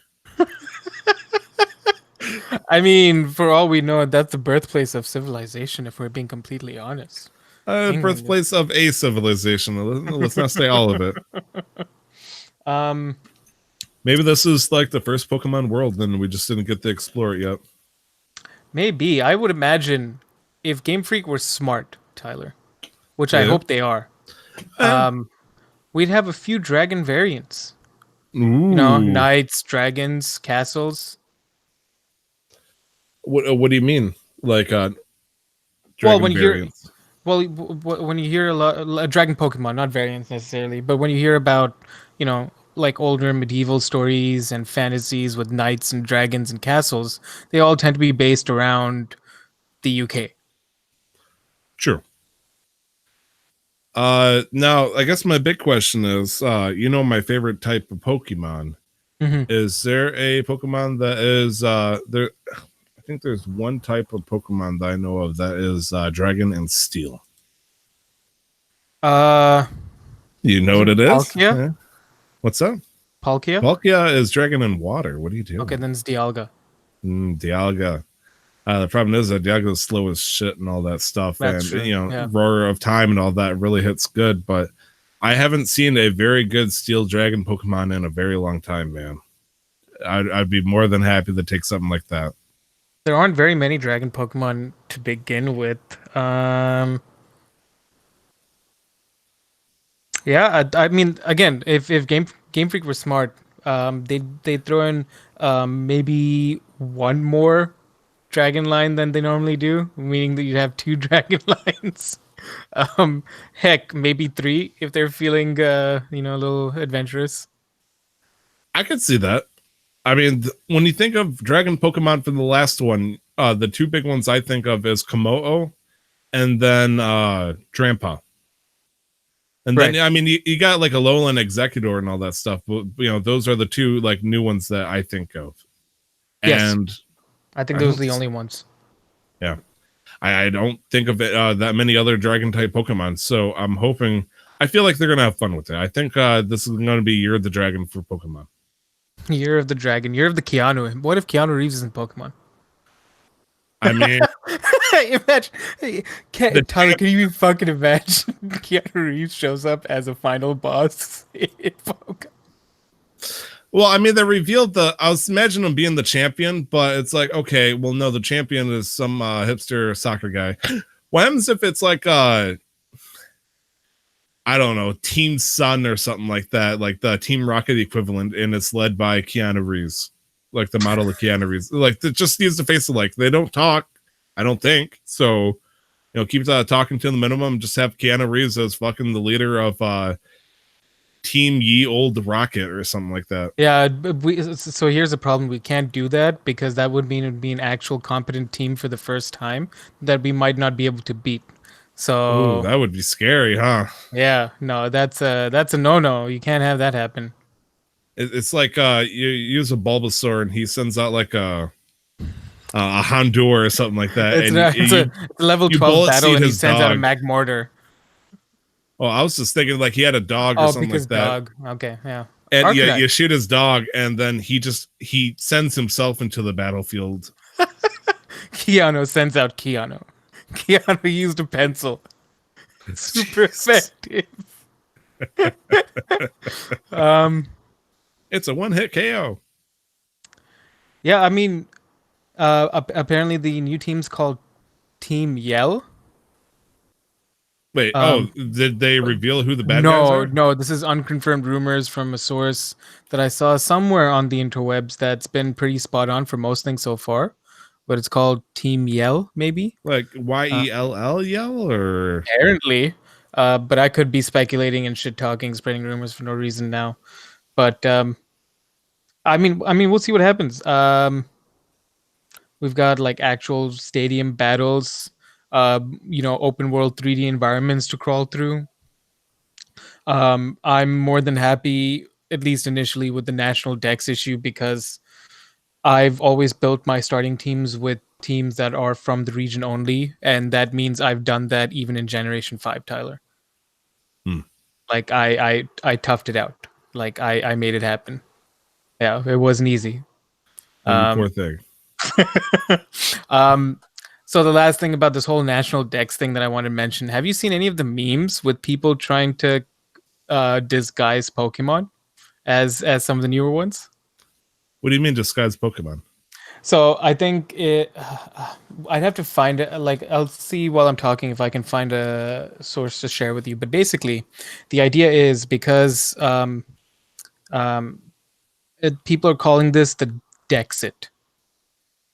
In relation to Brexit, with Pokemon being cut out of it, of the national dex, or the lack of a national dex, and so I'm trying to see if I can find this. Hang on.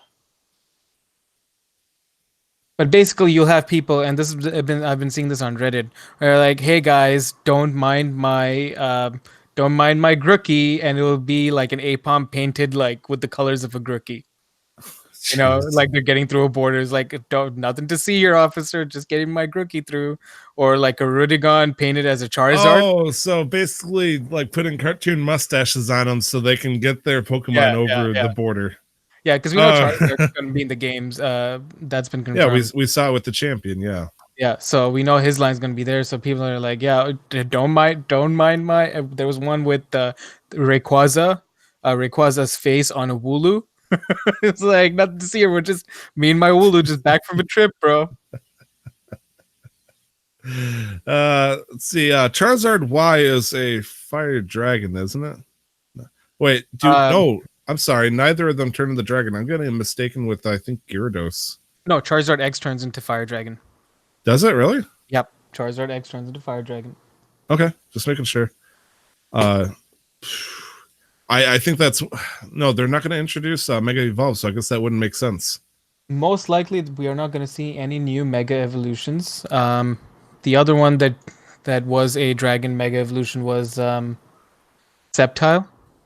Yeah. Sceptile was Dragon Grass. Do you see the Rayquaza on the Wooloo? Yeah, I did. That's fucking hilarious. Yeah. Yeah, Pokemon Sword and Shield, like I'm excited regardless. It is a Pokemon game. We talk a lot about Pokemon. We used to have Pokemon Go Minute that would go on for 20 fucking minutes. This was in the early days of Casual Master Quest. So we are Pokemon fans, and so we're just gonna wait and see until November hits. In the meanwhile, I'm gonna be playing a bunch of Crash. Tyler's gonna challenge me and lose. Not really. He's probably gonna kick my ass. No, I'm gonna lose because I don't know how to properly drift yet. So if you take me on this weekend, you might have a chance. It's 50-50. Time to get my win in now. Punch below the belt. Might as well. I'm gonna be playing a bunch of Destiny 2. I'm gonna see if I can. Tyler, do you think should I play Borderlands 3? At I was say, why are you asking me, dude? Because I don't care for it, but I'm like, well, I'm going.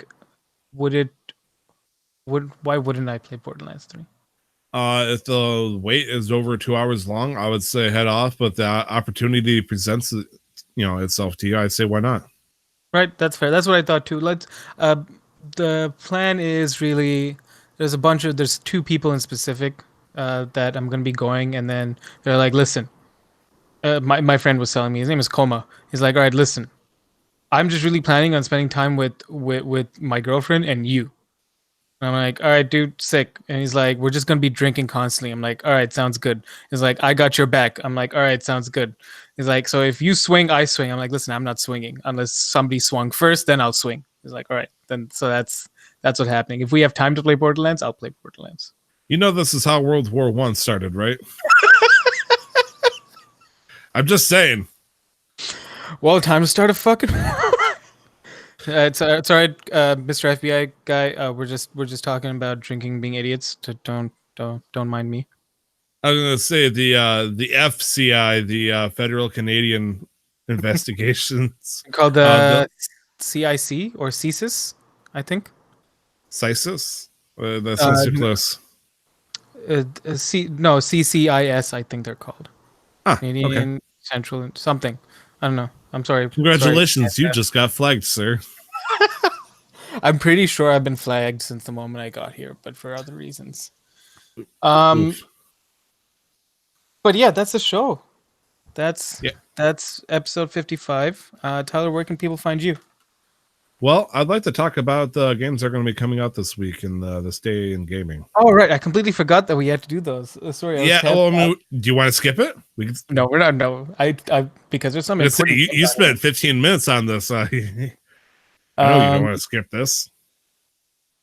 I'll talk about the games Sure. coming out. Tyler, do you want to talk about the games this day in gaming? Because there's some important ones for you. There's at least one important one in here for you. Yeah, sure. Go ahead. Let's see it. All right. So starting June 24th, we've got Heavy Rain, a David Cage special coming out on PC. Which is weird because you would have thought it came out on PC already, but I guess not. I was looking into this. Heavy Rain came out in 2013, right? Way back then. That's I think sooner 2010. than that even. I'm gonna say Jesus. Okay. Well, we're getting a 9-year-old game on PC, June 24th. We've David got Cage ran out of Detroit Become Human money. He's got to print them bucks. He spent it all on his next big game, very much like Hideo Kojima. So they must be working together on something. So the next game we've Careful got what is you wish for there, buddy. Bloodstained Ritual of the Night, coming out June 25th on the Switch. It is what does it say here? It's a Metroidvania video game developed by Artplay and published by 505. Yep. This looks is one of interesting. those super successful Kickstarter stories of people who wanted to make Castlevania games, but just didn't like the way that it was going with Konami. Capcom? Capcom, I think, makes Castlevania, right? Yes. Wow, that was confidence right there. Konami. Ha, Okay. I was right the first time. Yes. Don't worry. It's okay. Doubt yourself, Tyler. Exit out. My bad. Next we've got Samurai Showdown coming out June 25th, PS4 and Xbox One. It is a fighting game series started on the SNK and arcades. And I guess we've got a remastered version out. The next we've got The Sinking City, June 25th, PS4, Xbox One, and PC. I've not heard of either of these games before. Sinking City. I've not heard about Samurai Showdown, but The Sinking City is an upcoming action adventure mystery horror video game. So, Oh boy, I love mystery horror adventure games. Developer Frogwares, publisher Big Ben Interactive. So if I you need a like, horror game, Nick. it's inspired by the works of horror author H.P. Lovecraft. So I don't know. Maybe you want to look into this? I was thinking more like Luigi's Mansion 3, but sure. I'm sorry. Don't you mean Luigi's Mansion? I'm not playing second player, fool. Why not? Well, I mean, look, Luigi's always been player 2. Tonight he's player 1. Ooh. Okay. Ooh. Then we've got Luigi. Luigi. What's this? What's this? Super Neptuna RPG coming out June 25th, PS4, Switch, and PC. I'm sure this is a sequel to one of the many Hyper Neptunia games that have been coming out like over the years. It seems like it. It's like as far as I can tell, it's super anime RPG style game. That's exactly what it looks like. Next on the list is F1 2019, June 28th, PS4, Xbox One, and PC. Racing style. It's a racing game. The Formula One racing game. So wait, are you trying to give it? Are you trying to give it some shade just because it's a racer game? No, I was just trying to describe it, and I'm like, I have no idea. Like, I can't say anything else except for the fact that it's a racing game. Because Formula One. Yep. Yeah. And then Super Mario Maker 2, June 28th, Nintendo Switch. A lot of people are excited. A lot of people are a little upset because you can't play online with your friends. But Nintendo has announced that they will be adding online functionality later, which is very unusual for Nintendo. Yeah, for fucking sure. It'd be nice if they sent it to the Mario Party. It would have been nice if they sent it a little bit more properly to the Splatoon. It would have been nice if they sent it to there was another game. Yeah, I don't remember. Whatever. Fuck them. Well, Tennis. Mario Maker. June 28th, Switch. Tyler, this day in gaming. Take us through this list. Sure. Today's date, if you're listening to this as soon as it comes out, is June 24th. Oh, Nick's also pointing out Mario Tennis Aces, but I did say tennis. That's the very end there. Right at the end there, yeah. June 24th, 2019. I would like to say happy birthday to the Kerbal Space Dope program, whose this version of the game came out for the PC this day in 2011. Happy 8th birthday. Happy 10-year anniversary to the fact EA announces to restructure Mythic Entertainment and BioWare into a new RPG MMO group, which is interesting. Yeah, Mythic Entertainment made The Dark Age of Camelot. It was a MMORPG from 2001. And then they were bought up. Yeah. And BioWare, I don't know any games that BioWare made. BioWare. Have you never heard of Mass Effect, Tyler? Have you never heard of the Destiny Killer Anthem that only has 100 concurrent viewers on Twitch on daily basis that's shadowed by Destiny 2? Nick, Yeah. I've heard of the blue boobies, okay? You don't have to give me crap for this. Yeah. Same day, ZeniMax Media also bought id or ID Software. Apparently you just call it id Software.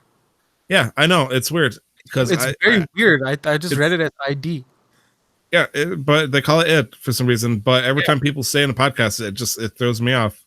I would also like to note, because I did a little bit of digging, ZeniMax Media is just a holding company for all the other like just a whole bunch of things. And so ZeniMax, if you think that name sounds familiar, ZeniMax Online specifically make the Elder Scrolls Online. I was thinking of ZeniMax as the company that was suing against the Oculus Rift, because there was a whole debacle that led to a lawsuit launched by ZeniMax. Either that would make sense, or it was either by or against them. I wonder if ZeniMax was the company that was making the Oculus before it got sold over to Facebook. That would make sense. I think it was against. It was an argument over intellectual property, because one of the members from ZeniMax or ZeniMax Online, one of the board members of CEO, actually left to join Oculus. So this is interesting. Yeah, it was ZeniMax versus Oculus, because they took a bunch of code, I believe, and that led to a intellectual software theft argument. So I just typed the words ZeniMax lawsuit, and a lot of things popped up, apparently. A lot of ZeniMax lawsuit, Fallout 4, ZeniMax lawsuit, Facebook, ZeniMax lawsuit, Oculus. They really love sending out lawsuits. Good on them. So coming out, company tied to Bethesda. What did you expect? That's fair. 2005, making this game 14 years old, coming out on the PlayStation 2 and Xbox. Happy 14th birthday to Destroy All Humans. Nick, I'm assuming you had a good connection with this game? No, I just put it in there because I know we're getting a remaster. Okay, fair. I feel like that's significant. We're getting a remaster. So I'm like, all right, cool. Thanks to Konami, and I'd like to thank Hideo Kojima, it is now the 20th birthday of Metal Gear Solid, officially.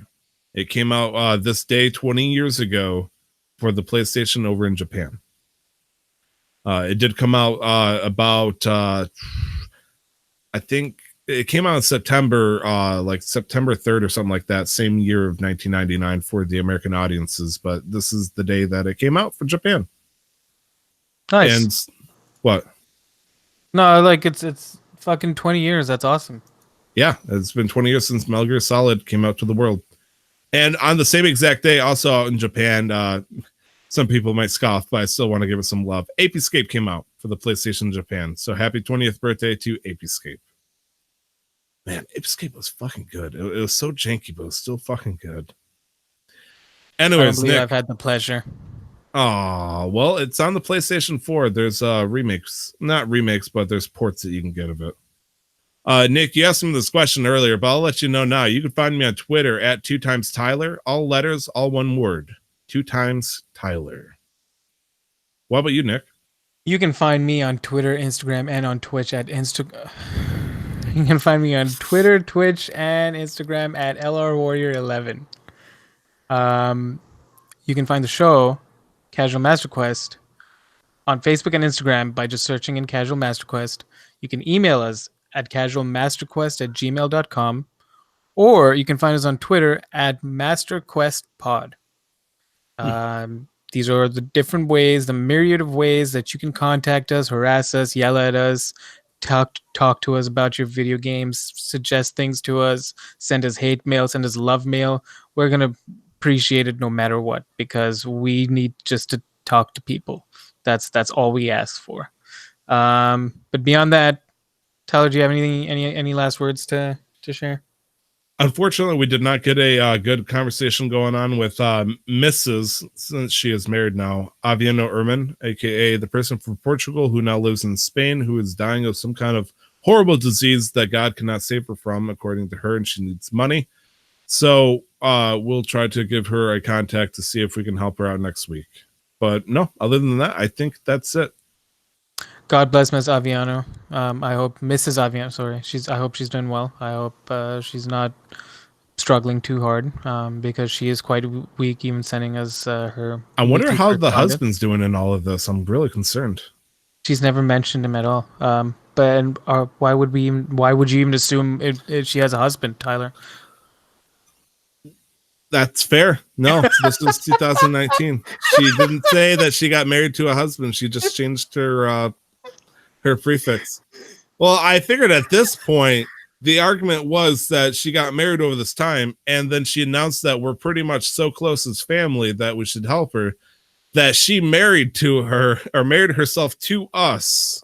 So we're her husband collectively? I guess we are the husbands of the scam. I'm down with that. Okay. I can get behind that. Okay. Yeah. No, So that's fair. does that make us brother-in-laws at this point? I think we're brother-in-laws. Or are we each other's cuckolds? Or stepbrothers. Stepbrother cuckolds. I don't know. Strange. Interesting. Anyways, that's Tyler.